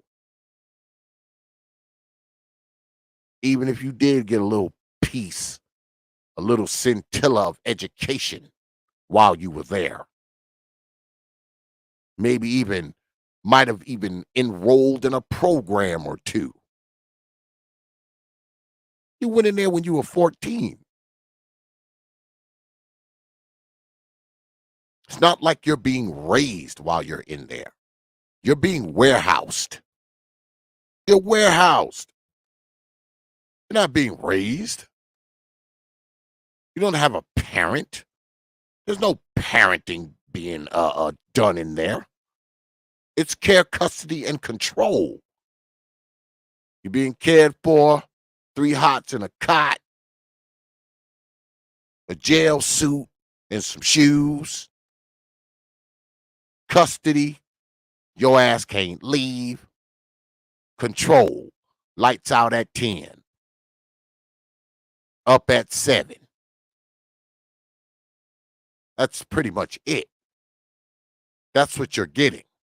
You're not getting any parenting while you're there. Care, custody, and control.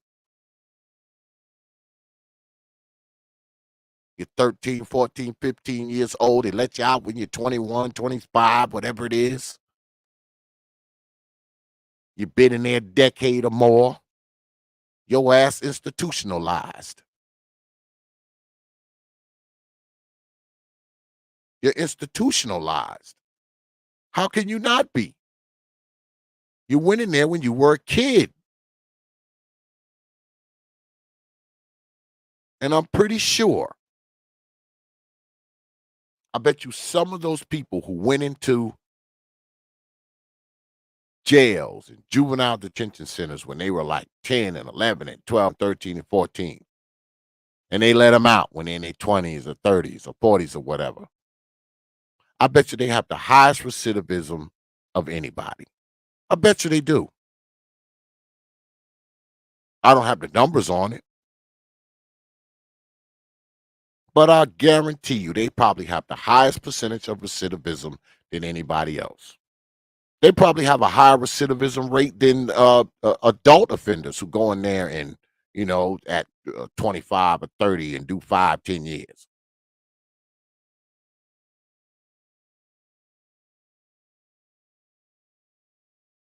These people are the most dangerous. Because you got men getting out of jail when they're 30 years old, 40 years old. They've been locked up ever since they were 13. They've been locked up ever since they were 16, 17. You actually think these people are capable of functioning in society, man? Hasn't been around any type of parents. Became a biological adult. Notice I say biological adult. They became a biological adult behind the wall, fighting, stabbing, in gangs.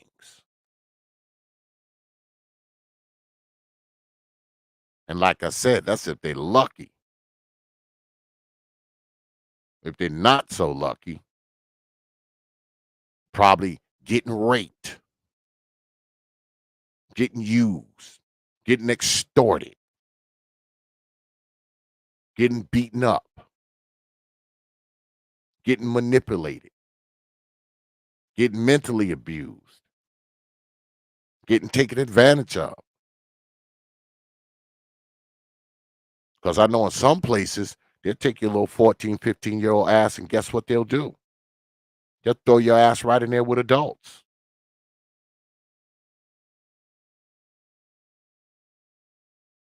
And even if they don't do that when you're 12 and 13 years old, by the time your ass get 18, 19, guess what they do? They throw your ass in an adult prison. You coming right in that penitentiary, fresh meat.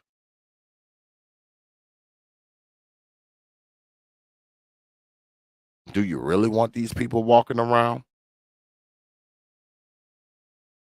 People who murdered their parents and shit when they were 13. People who murdered little kids and babies and shit when they were 15. People who poured alcohol on folks and lit them afire. People who shot people in the back of the head when they were 12. People who beat their father to death in his sleep and set the house on fire. You want him moving in next door when he's 40 and getting out of the penitentiary? Do you want him as your next door neighbor? Do you want him living across the street?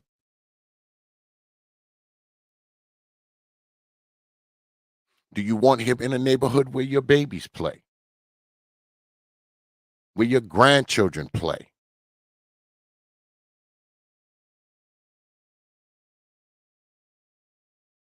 And the females too. I read y'all the stats. These female offenders, their numbers are rising.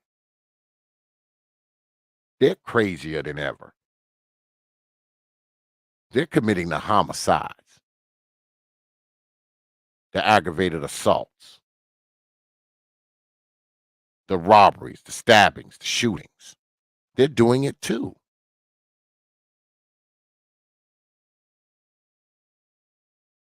They're going to jail when they're 13, 12, 14. Coming out when they're 30. Because a lot of women are like fucking children any fucking way, right? So imagine one of these females who murdered their mom when they were like 13, murdered another kid when they were like 14, and they let them out when they're 30. You think she doesn't still have the mind of that murderous 14-year-old?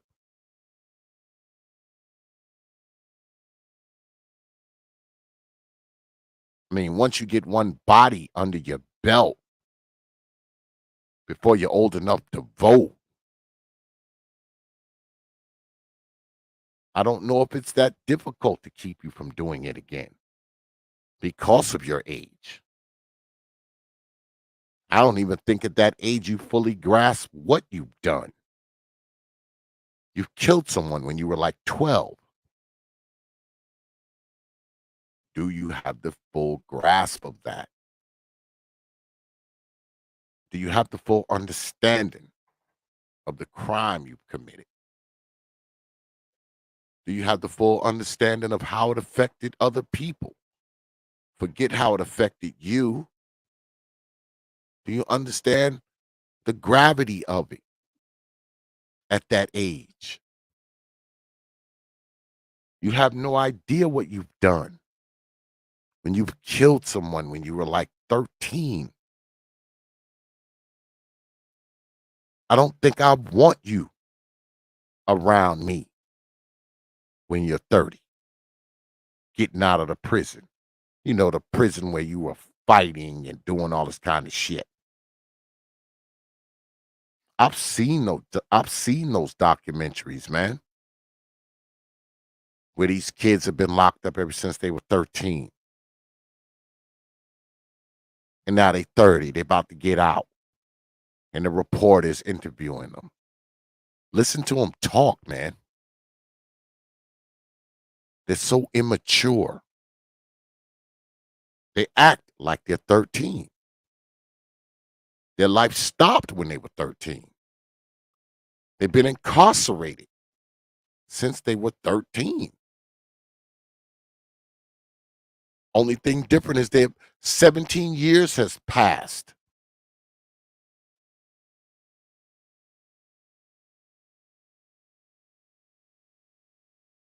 Are they better? Are they rehabilitated? I'm not sure. And I'm not sure that many people are willing to take the chance on believing that they're better or rehabilitated.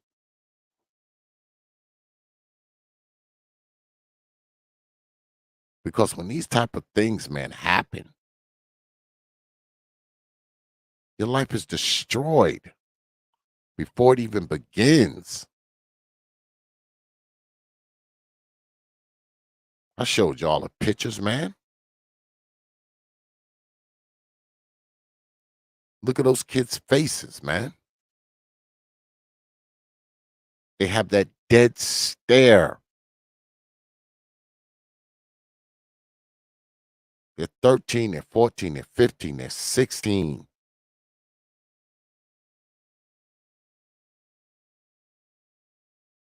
Their eyes are dead.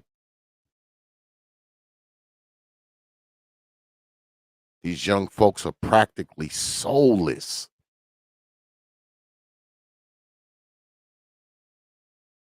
Why do you think all this is going on, man, in these cities? Urban chaos, as Brother Stoic says.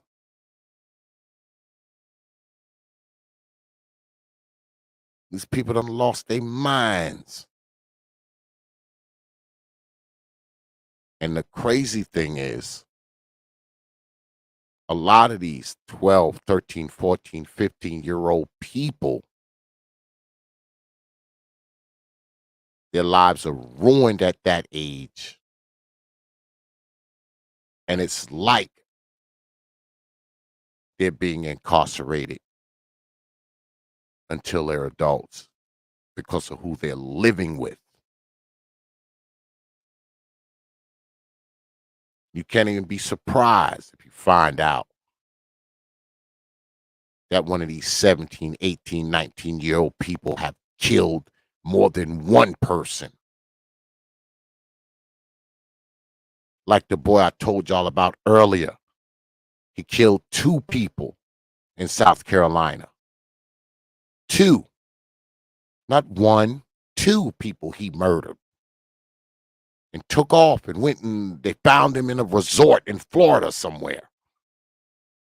He's 17 years old. He's already killed 2 people.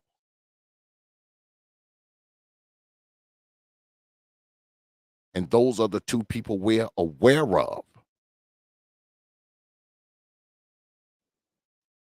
Because a lot of times you don't know what these young people have done, man, until they've gotten caught for one of the things they've done. I find it hard to believe that one of these kids just wakes up one day and murders somebody. They go to sleep Friday night with this normal life and wake up Saturday morning and murder someone. I find that hard to believe. These kids have multiple problems in their lives, man. These kids have been abused, they've been beaten, they've been neglected, they've been starved.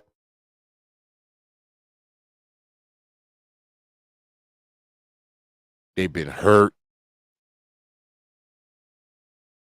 They've been taken advantage of. Stripped of all decency. Egos destroyed. Self-esteem destroyed. You don't just wake up one day and start killing people. Life is great when you go to bed Saturday night. Then you wake up Saturday, grab a pistol, and go downtown and shoot somebody. No. These kids are pressure cookers, man. This shit's been building up with them, man, ever since they were little. Probably ever since they could walk and talk.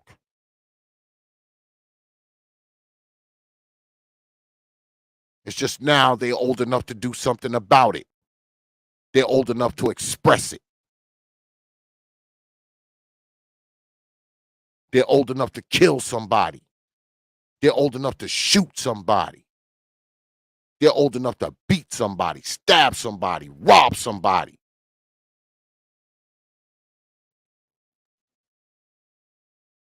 And I'm no psychologist. Far from it. But I know what I see. I know what I see.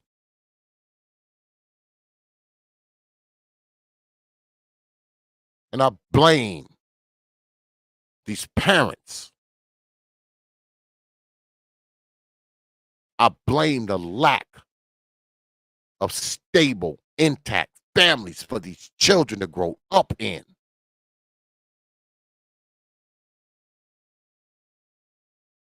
I blame these fucking adults who probably shouldn't have had these kids in the first place. I blame these old mamas who raised these kids to be degenerates. Whether it be the raising or the lack thereof. They ruin these children.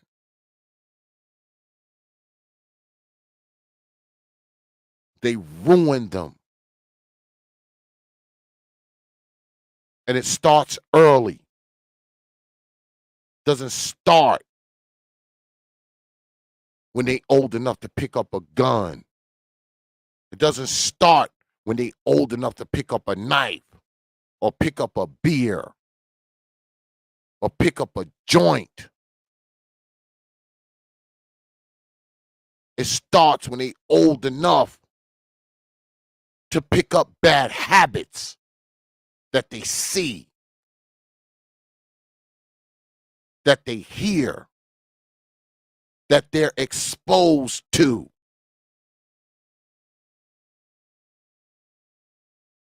And we as black folks, we have been pretending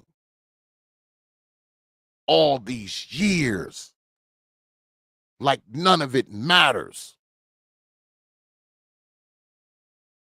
Because it's easy for us to blame it on other shit. Blame it on other influences. Blame it on other things. Blame it on other people. Blame it on the government. Blame it on the schools. Blame it on white folk.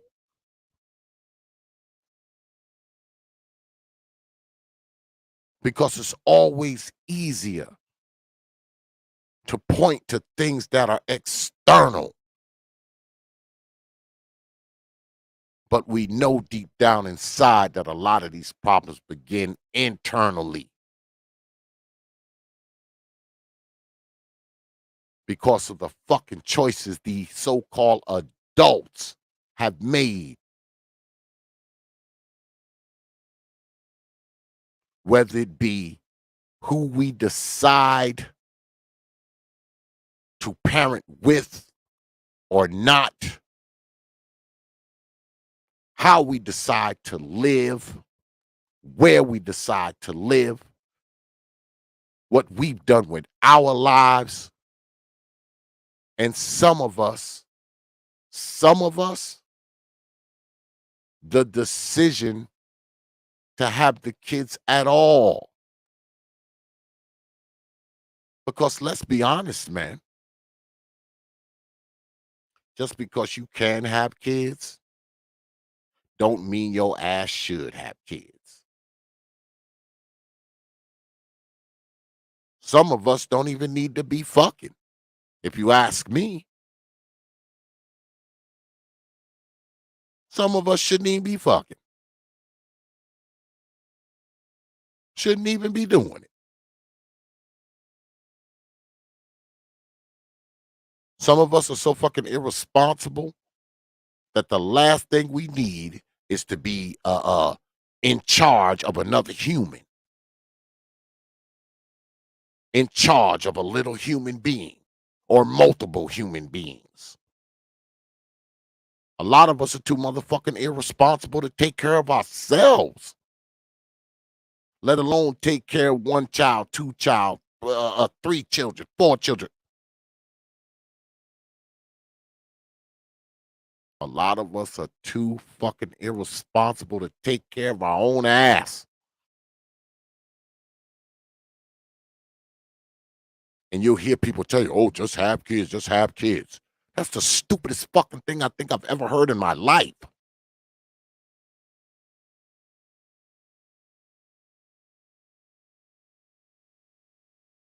They act like taking care of a kid is like taking care of a fucking tomato plant or something. Come on, man. A lot of us are too motherfucking irresponsible to have children. That's just the truth. And it shows. With some of these kids I've shown you tonight. A lot of these parents, man, they were way too irresponsible to be having children. And people don't like you to say that. Because, you know, it's this whole, oh, man, we need to replenish the population. And how are we replenishing the population if we replenishing the population with a bunch of degenerate miscreants that's just going to end up in jail somewhere or on drugs or dead? How is that replenishing it? How?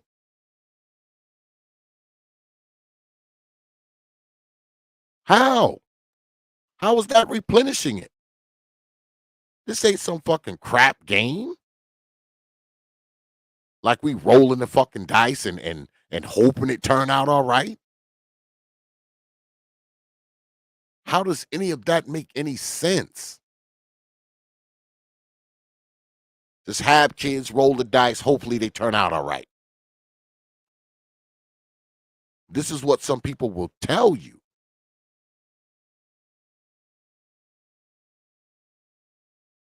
Like dropping out a kid is some fucking rite of passage. Just have kids, fuck a family. Just have kids. Who care if they all got the same daddy? Just have kids. Who care if your ass are living in poverty and ain't got 2 dimes to rub together? Just have kids, even though your life ain't together. Just have kids, even though you don't have a stable place to stay. Just have kids, even though you ain't got a job. Just have kids, even though you ain't got a future. This is the kind of shit people tell you.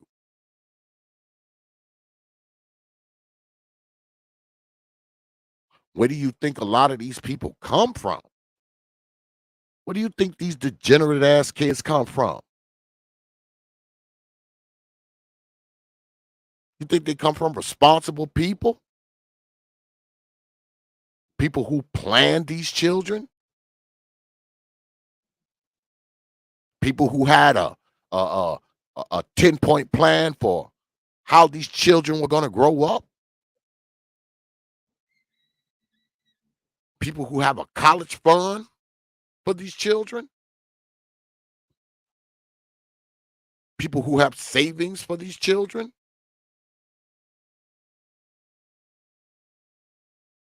People who actually sit down and help these children with their homework?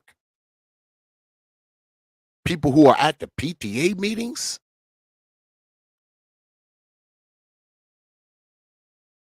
You think these little degenerate teenagers running around here with guns and killing people and carjacking and stabbing folk and robbing people and committing burglaries, and you think their mom is at the PTA meeting? Do you think their mom ever spoken to their guidance counselor or their teacher? Shit, do you think their mom know where their father is?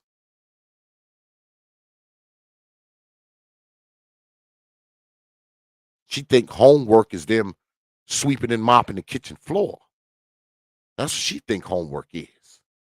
When she tell them to do their homework, she's not talking about what they did in school today. She want them to sweep and mop that floor in the kitchen. So her ass ain't got to do it.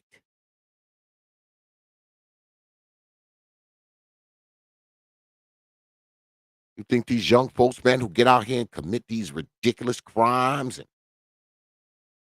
you think these young folks are coming from some stable home? A home where there's structure and guidance and order? You think they're coming from a home where there's a father? You think they're coming from a home where their day-to-day life has adult involvement in it? Absolutely not. No way we can believe that, man. And I'm sorry. A lot of this shit are these parents' fault. Now, I know people don't like me to say that. Oh, God, X, you always blame the mama. I don't give a shit. Prove me wrong. And don't come at me with this, oh, well, if the father's around, shit. Yeah. Maybe if the fathers were around, they would be different. I'll give you that argument all day long.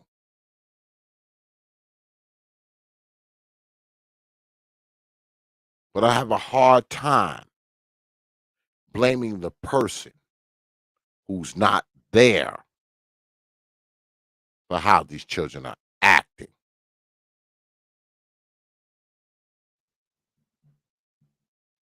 I have a hard time blaming the person who's not there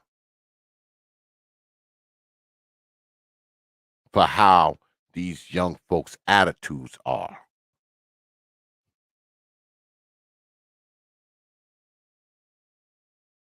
A lot of these kids, they can't read, they can't write, they can't count.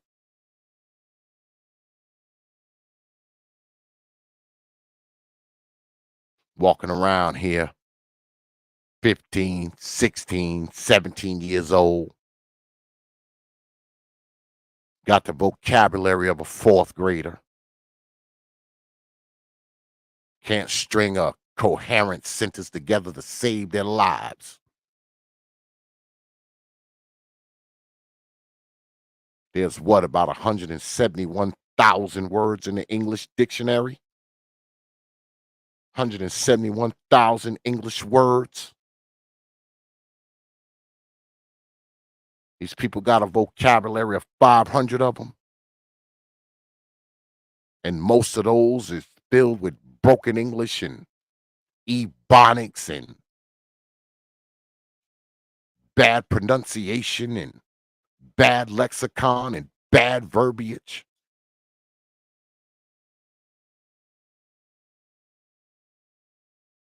And we're not supposed to be concerned with that. None of that matters.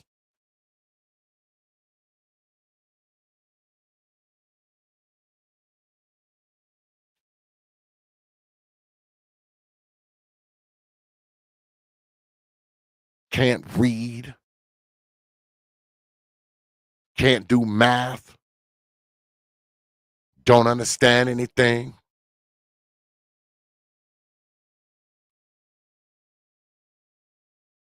You can listen to some of these people speak. Listen sometime. Not even just online. Online is a different thing. You can listen to some of these people and tell they haven't read a book in years. But in your real life, listen to some of the black people around you speak.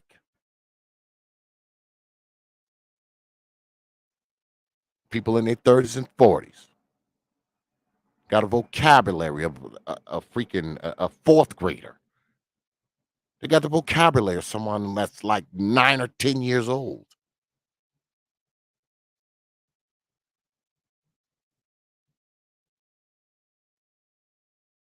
And these are the people who are reproducing.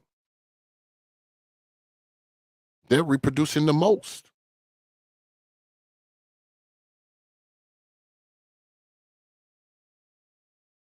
Because it's a statistical fact that people of higher education have a tendency to have less children.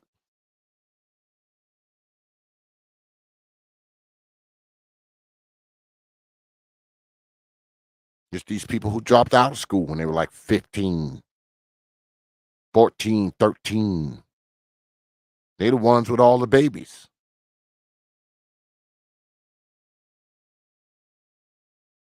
The goddamn kids can read better than them.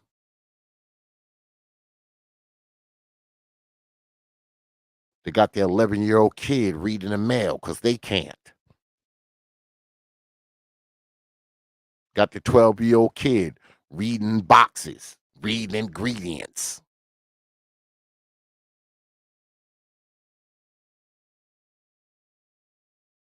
Because the 12-year-old has better reading comprehension than his mother.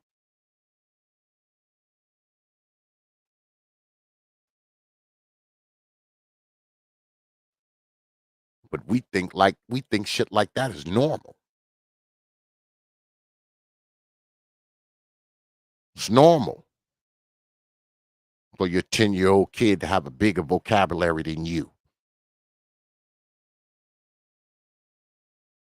It's normal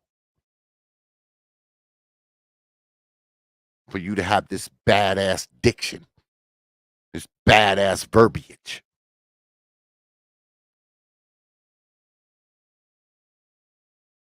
Speaking incoherently. And a lot of times passing it down to the kids. You ever listen to some of these people? They can't even get a fucking point across. They can't even explain themselves.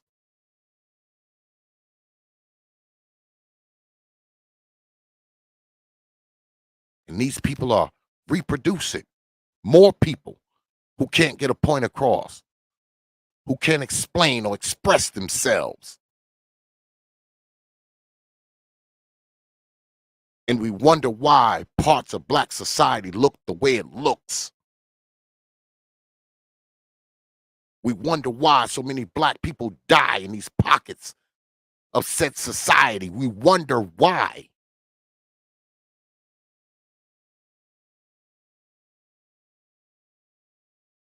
I think it's time for us to stop wondering.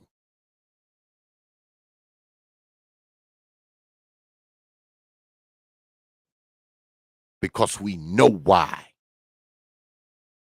We know why these children are this way.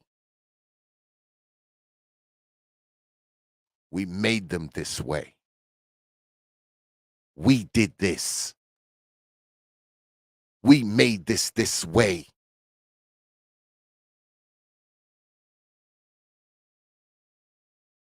I know it's hard to face that reality for our black asses.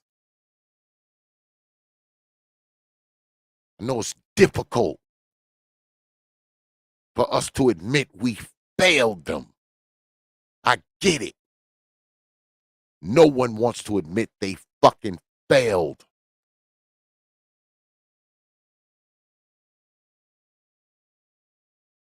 But if you look at those people that you raised or sort of raised, they reveal it all. They are your results as a parent. Of course, there's some notable exceptions here and there. Of course.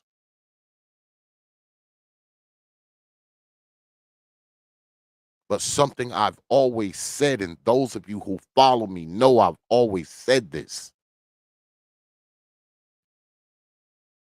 If you had good parents and you turned out to be a not so good person,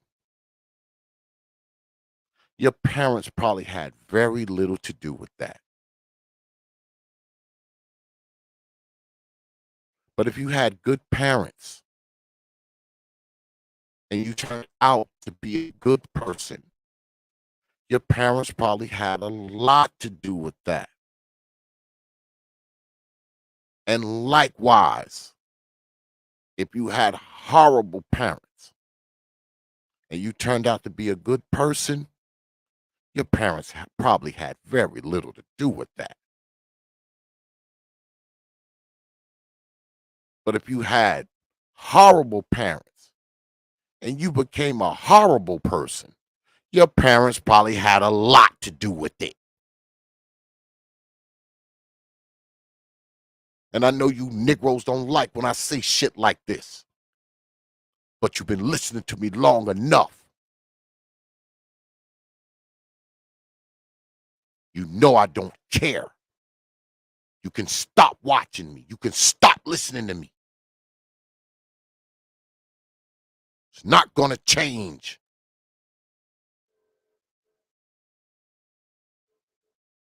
And the Negroes who are my true followers know I'm right. They see it every day. They hear it every day.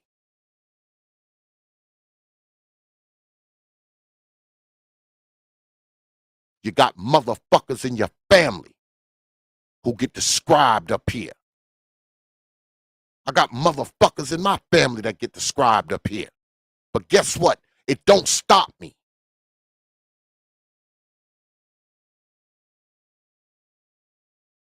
The rules don't change because you're connected to the dysfunction. Because we're all fucking connected to somebody, right? We're all somebody's son, somebody's brother, somebody's nephew, somebody's daddy. Aren't we? We're all somebody's sister, somebody's mama, somebody's aunt, somebody's daughter. Aren't we? We didn't hatch out of fucking eggs. We came from somewhere.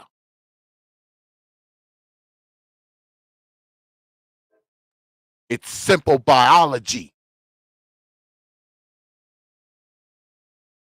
Even if we want to separate ourselves from it and say that we're fucking different.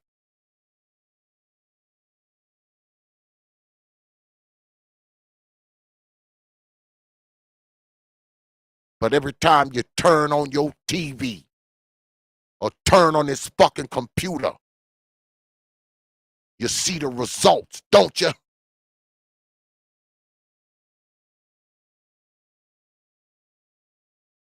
And a lot of people get up here and try to make it seem like you're this horrible fucking person because you talk about the shit you see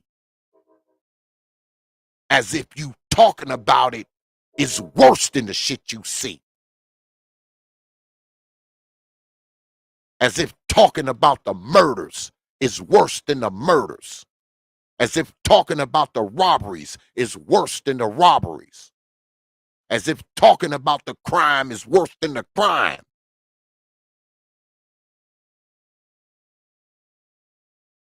Because we're a secretive people, right?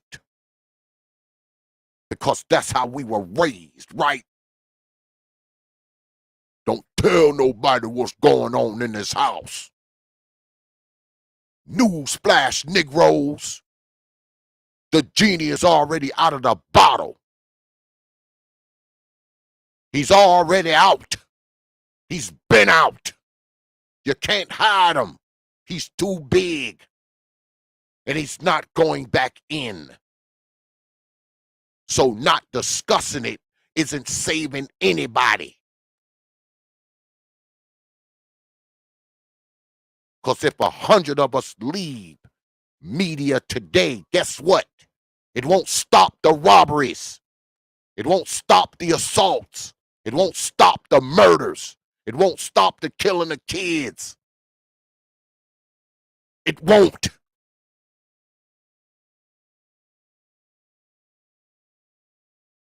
All it'll do is make it so a few less Negroes is talking about it. That's it.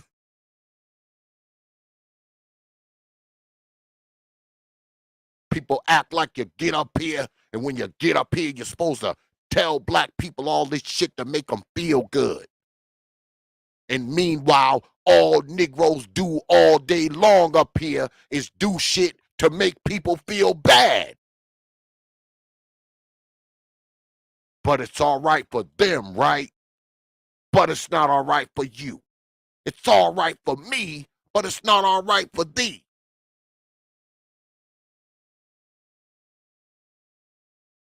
And they get up here and talk about, oh man, all y'all do is talk bad about black people. Motherfuckers get up here all day, every day. All they do is talk bad about black people. And they don't even talk bad about black people in general. They talk bad about specific black people. So it's all right for you to talk bad about a black person in singular.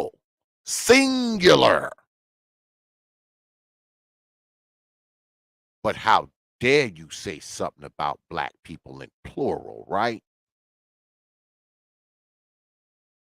How dare you say something about black people as a collective?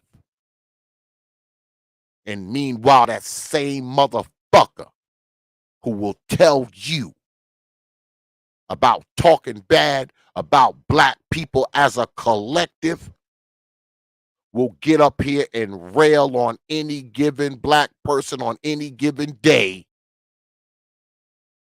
and talk bad about that particular person.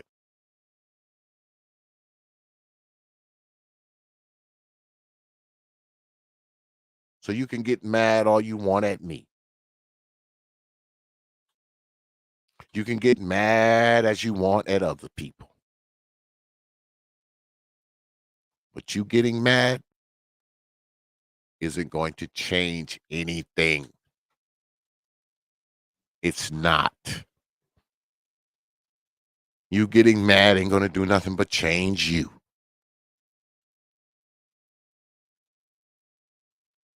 It ain't going to change other people on media. It ain't going to change the algorithm. And it ain't going to change black folks. It's not.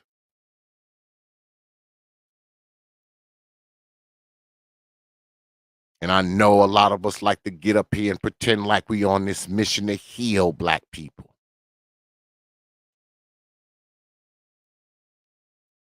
This shit doesn't heal black people. The marching, the shouting, the jumping up and down, and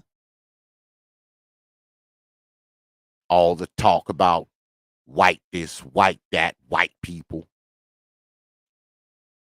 None of this shit heals black people. You know what's going to heal black people? Reality will heal black people. Reality will heal black people. Facing it, understanding it, living it. That will heal black people.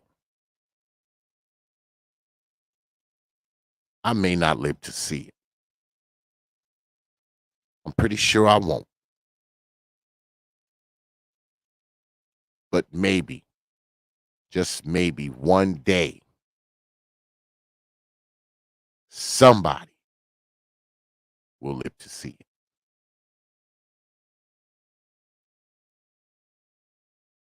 Then and only then will we be in a position to maybe build these children up to not kill, shoot, and rob.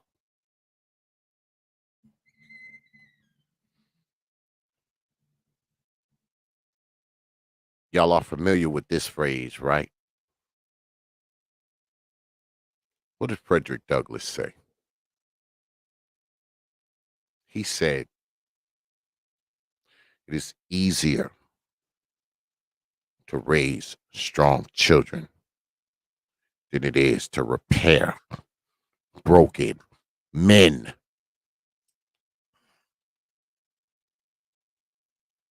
And I think that's what we do. I think we spend a lot of time trying to repair broken men, broken women,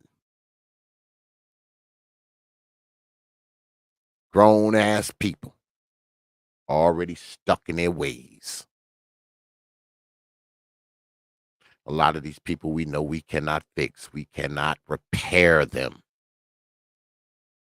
Take it from a fucking person who's been mechanicking on shit for decades. Some things are irreparable.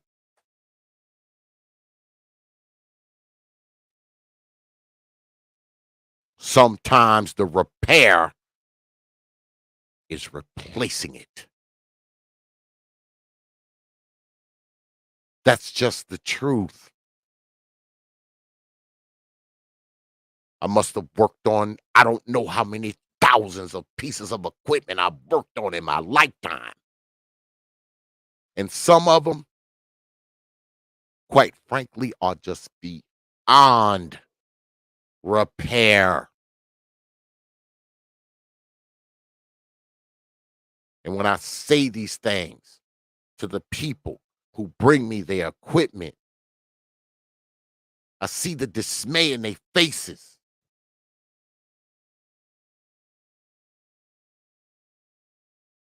I get it. It sucks. But I would rather tell them that than lead them on and on and on and on to thinking that this fucking piece of crap can somehow be fixed.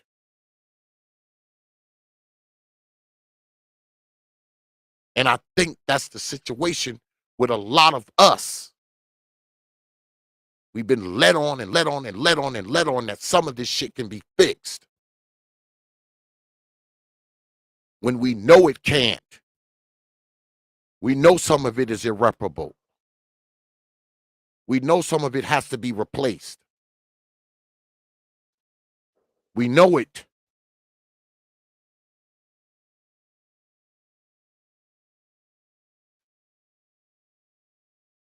Some of us just don't have the courage to say it cannot be fixed. Some of us just don't have the courage to say this shit here is a lost cause.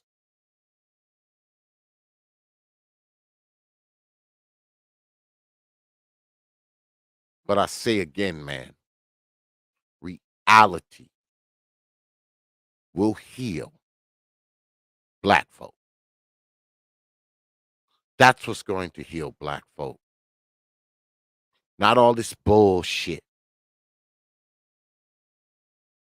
Not all these people telling you that this can be fixed and that can be fixed.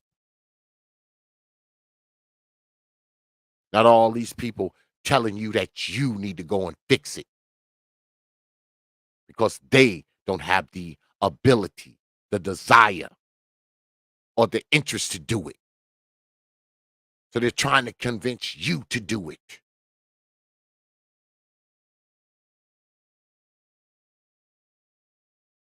They're being dishonest. They're being dishonest. Not just disingenuous, pure dishonest.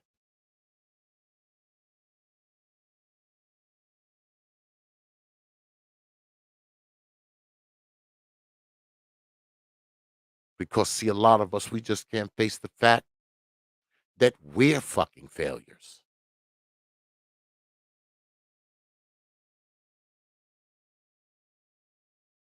We can't face the fact that we are not able to do it. So, of course, we must blame others for the condition. Blame white folks. Blame black people who done turned their backs on other black folks.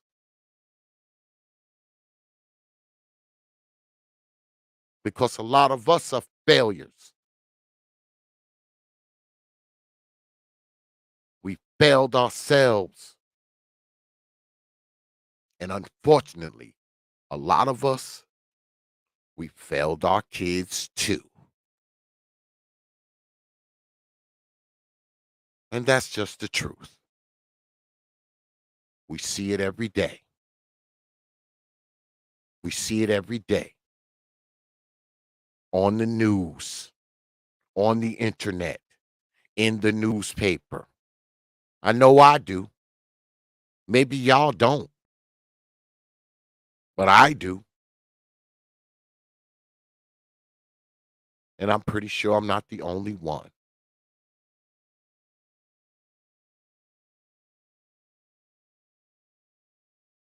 Like my old man used to say all the time.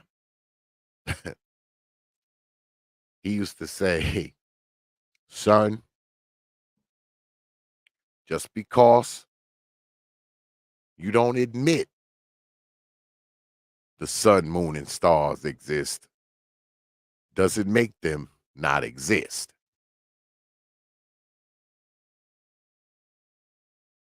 Just in case, just because we don't admit that we failed ourselves and failed our kids doesn't mean it's not true.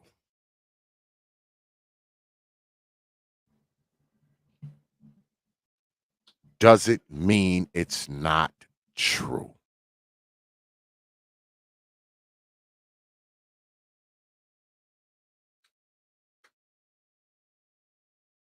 But that's all. I'm going to go ahead, man, and wrap this up. I've been running my damn mouth for damn near 3 hours. Unless a couple of y'all want to come up, I guess we can go for another 30 minutes if y'all want to. I go ahead and put the email up here. We'll go for another, I guess we can go for another 30 minutes if y'all want to. If y'all don't, fuck it. We'll close out and everybody can get the hell out and go home. You can all get out and go your black asses home. God damn it. Y'all let me know. I'll put the email up here. If your Negroes want to come through for about 20, 30 minutes, I guess we can go ahead and chop it up for a few more minutes.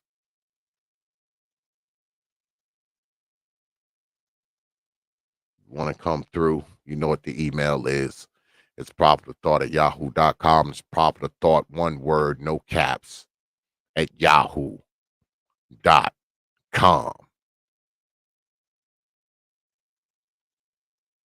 Now, I know I get up here sometime, man, and those of you, because I see a lot of my long timers in here. And y'all have followed me for a long time. And I know I've said a lot of shit that you Negroes don't like. I know I do. But I don't take you good folks lightly now. And I say again, I know I say shit you don't like and disagree with. And guess what, Negroes?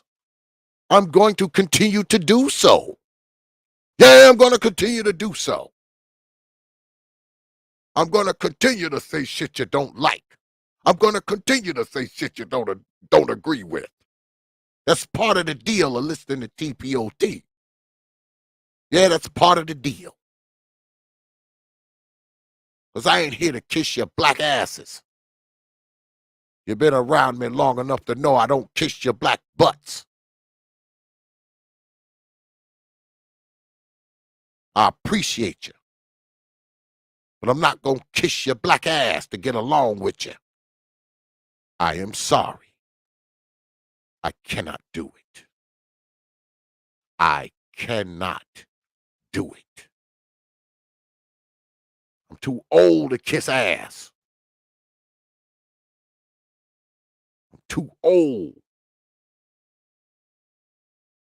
to bend over backwards to get along with you.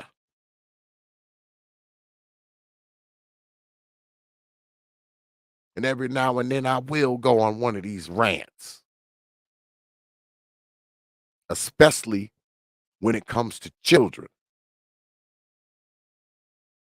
And it goes beyond children being the future. Because they are, right? Old Negroes like me, we represent the past, right?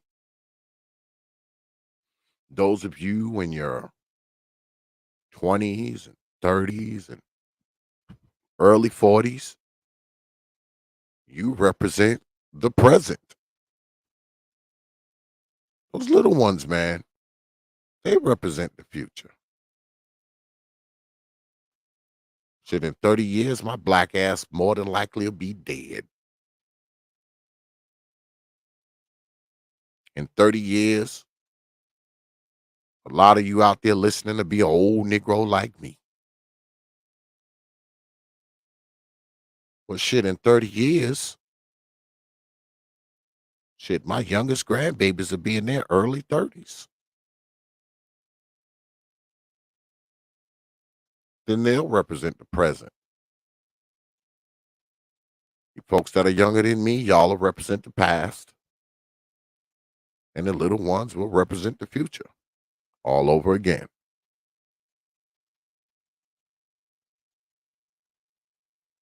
To me, I don't have a problem with that. I know my ass is old. I know I don't represent no damn future. The only future I can represent is my own. Whatever little bit of it is left. But I am a grandfather. And I know my grandbabies represent the future. And I would like to think that they will grow up in a world where the shit that's happening now won't be happening then.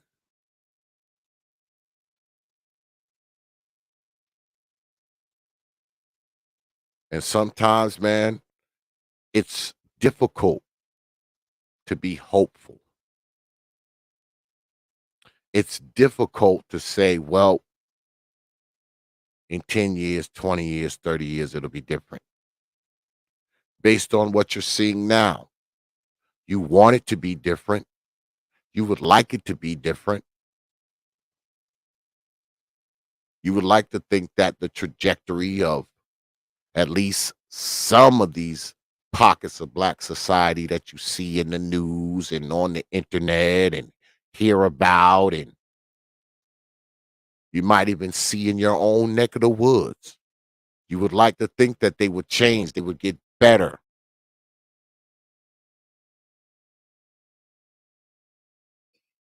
But sometimes it's hard to see from where you're standing.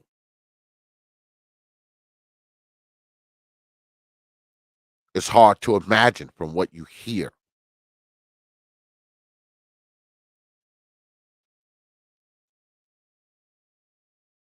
So the only thing a lot of us can do, man, is do our part.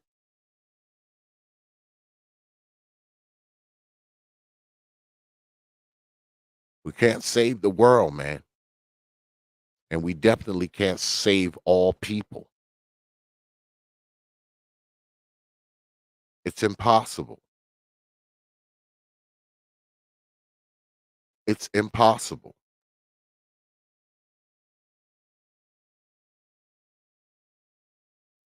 But I do believe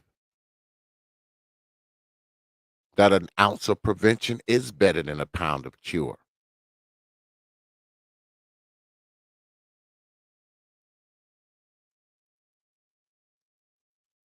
I think these kids can be raised, man, to be responsible, to not carry guns and shoot folks and be on drugs, rob and steal and do all this bullshit. I think it is possible.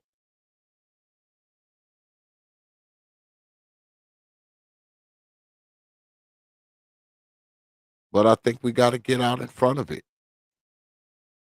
Sort of like a train, right? You got to get at the train station before the train comes, right? If you want to get on it, you got to be in front of it. If it's going down the track, you ain't going to be able to run and catch it, right? You're going to be able to run and jump on it like they did in the old Westerns. Just ride alongside it with your horse and jump off your horse and get on the train.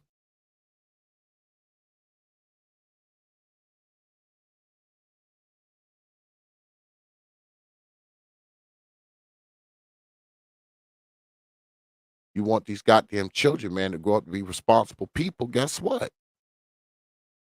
You have to take an active part in it. What did this paragraph say? What did it say? Hmm? What did it say?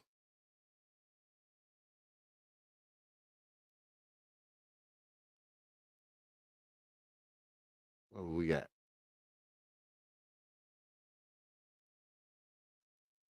The prevention and the solution part. What did it say? It said, since the primary risk factor seems to be poor family structure or function, the primary risk factor, they didn't say it was a secondary risk factor or possibly a risk factor or maybe it's a risk factor. They said it's the primary risk factor.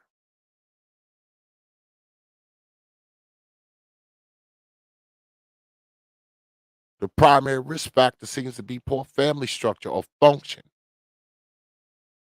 The best way parents can ensure their children avoid becoming a juvenile offender is to remain actively involved in their child's day-to-day life. That means staying informed and involved in their schoolwork, their friends, their extracurricular activities. Plus, study shows that children who sit down and eat dinner with their families on a regular basis are at a reduced risk for drug use, alcohol and tobacco use, and reduce risk of becoming a juvenile delinquent.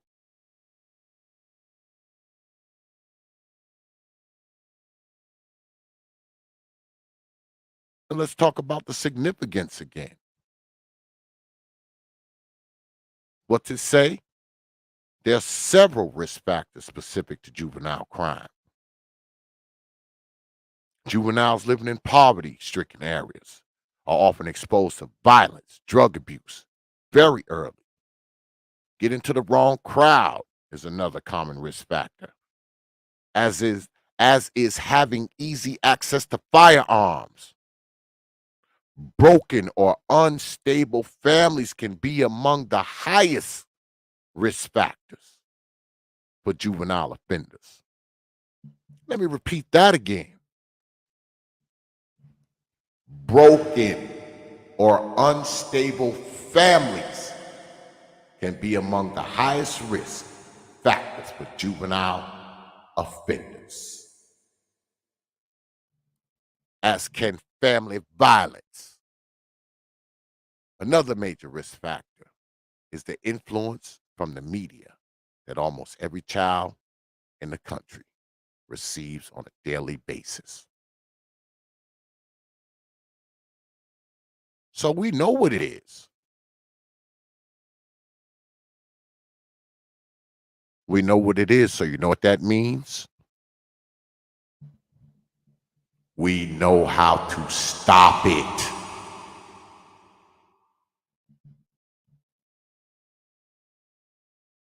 So the question I asked, the question we are asking tonight has an answer.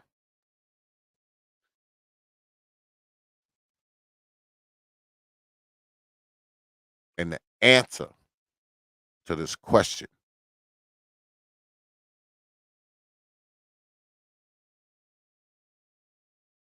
comes from the late, great Dick Gregory.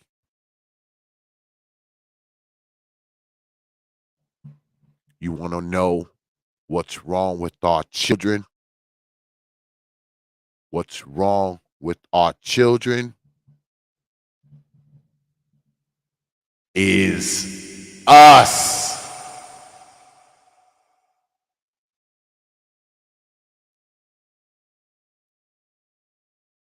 We are what's wrong with our children. Negroes.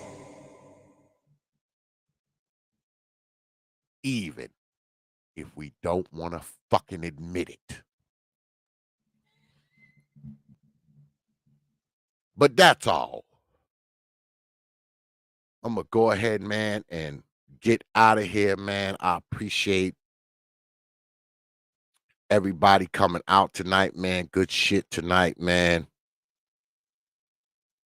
I appreciate all of y'all, man, for hanging out with me tonight, man. You could have been anywhere tonight, man, and you decided to be here. You know, you decided to be here. You could have spent your Thursday night anywhere, and you decided to spend it here with us. And it's appreciated. Y'all know it is. I don't take you good folks lightly, man. I never have and I never will, man.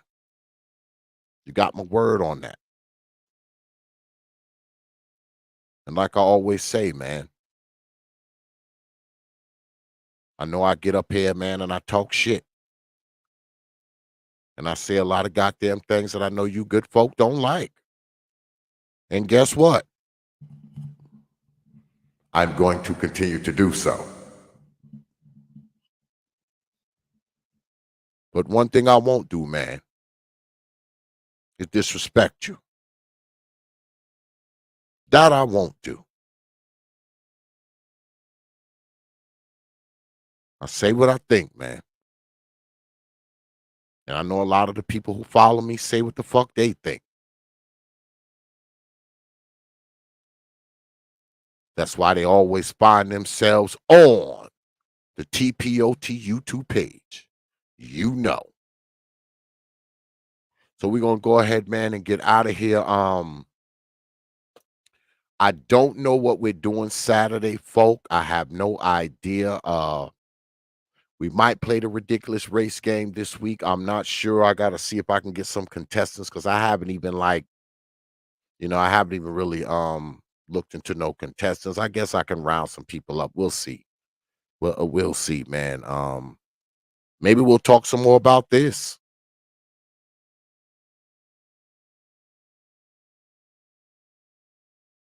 I think the next time we play the ridiculous race game, man, we're going to do something on like education or something like that. So, it'll kind of work its way into this kind of shit. All right. But I'm not sure if we even going to do it because I'm actually working on another story, man, for T.P.O.T Investigates, What do y'all think about the T.P.O.T Investigates? I know it's some new shit we just started doing like a week ago. Let me know, man. Write me. Hit me up on my email, man. Let me know what you think about the old T.P.O.T Investigate series, man. Like I said, man, I'm working on another one of those, so we might do that Saturday. I don't know. It all depends. If somebody hit me up or write me or something like that, we'll fuck around with it a little bit. But yeah. But I might do that on Saturday. But y'all will know, man. Y'all will see the thumbnail up. And we'll rock out, man. Once again, man, I appreciate y'all for coming out, man. Hanging out here with me. Like I said, man, you could have spent your Thursday night anywhere, man. You decided to spend it here, and it is appreciated. All right, Negroes. All right. So, with that, I will leave you good folk with 3 words, like I always do. Open your mind. Dark Exodus. Dark Exodus.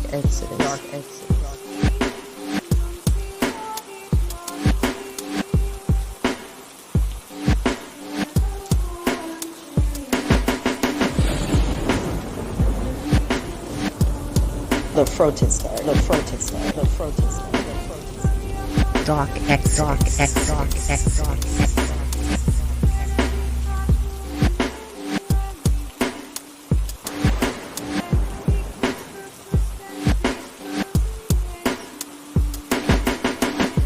Open your mind.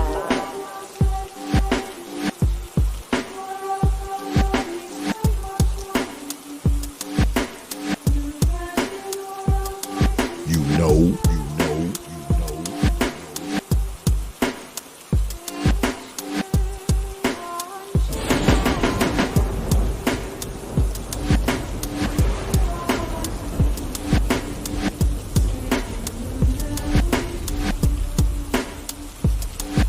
Yeah, X.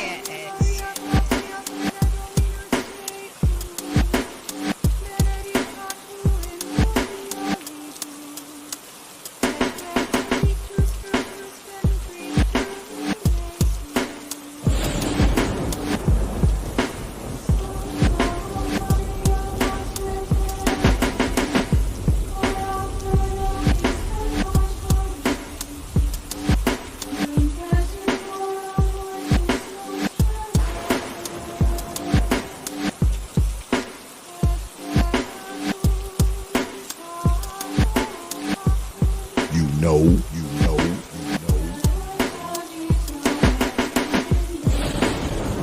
Dark Exodus. Dark Exodus. Dark Exodus. You understand?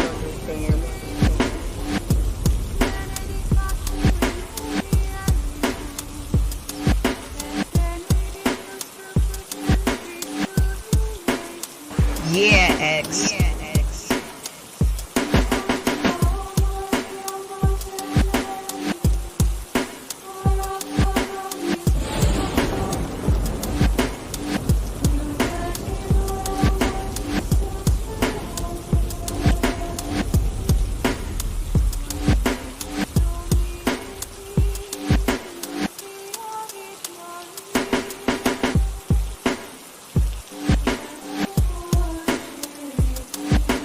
You know.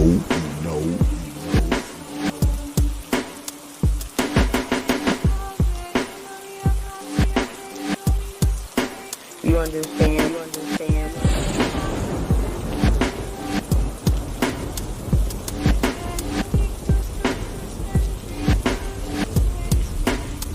Open your mind.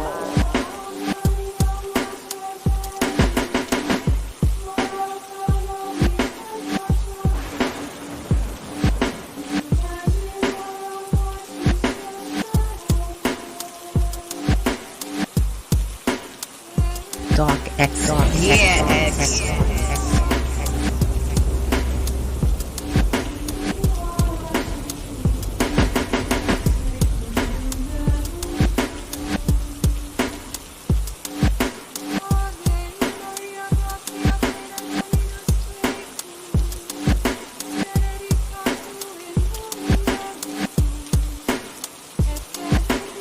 You know.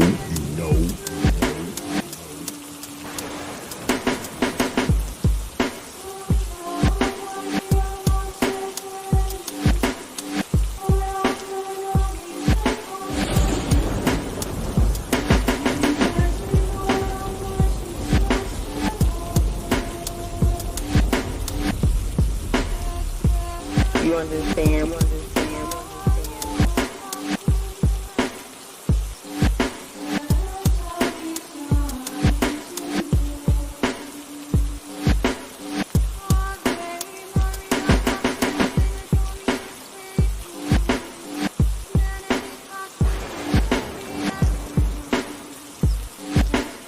Yeah, X.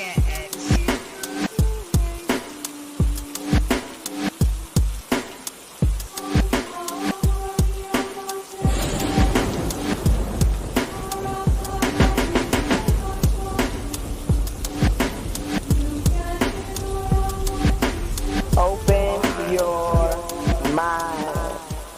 Dark Exodus. Dark Exodus. Dark Exodus. Dark Exodus.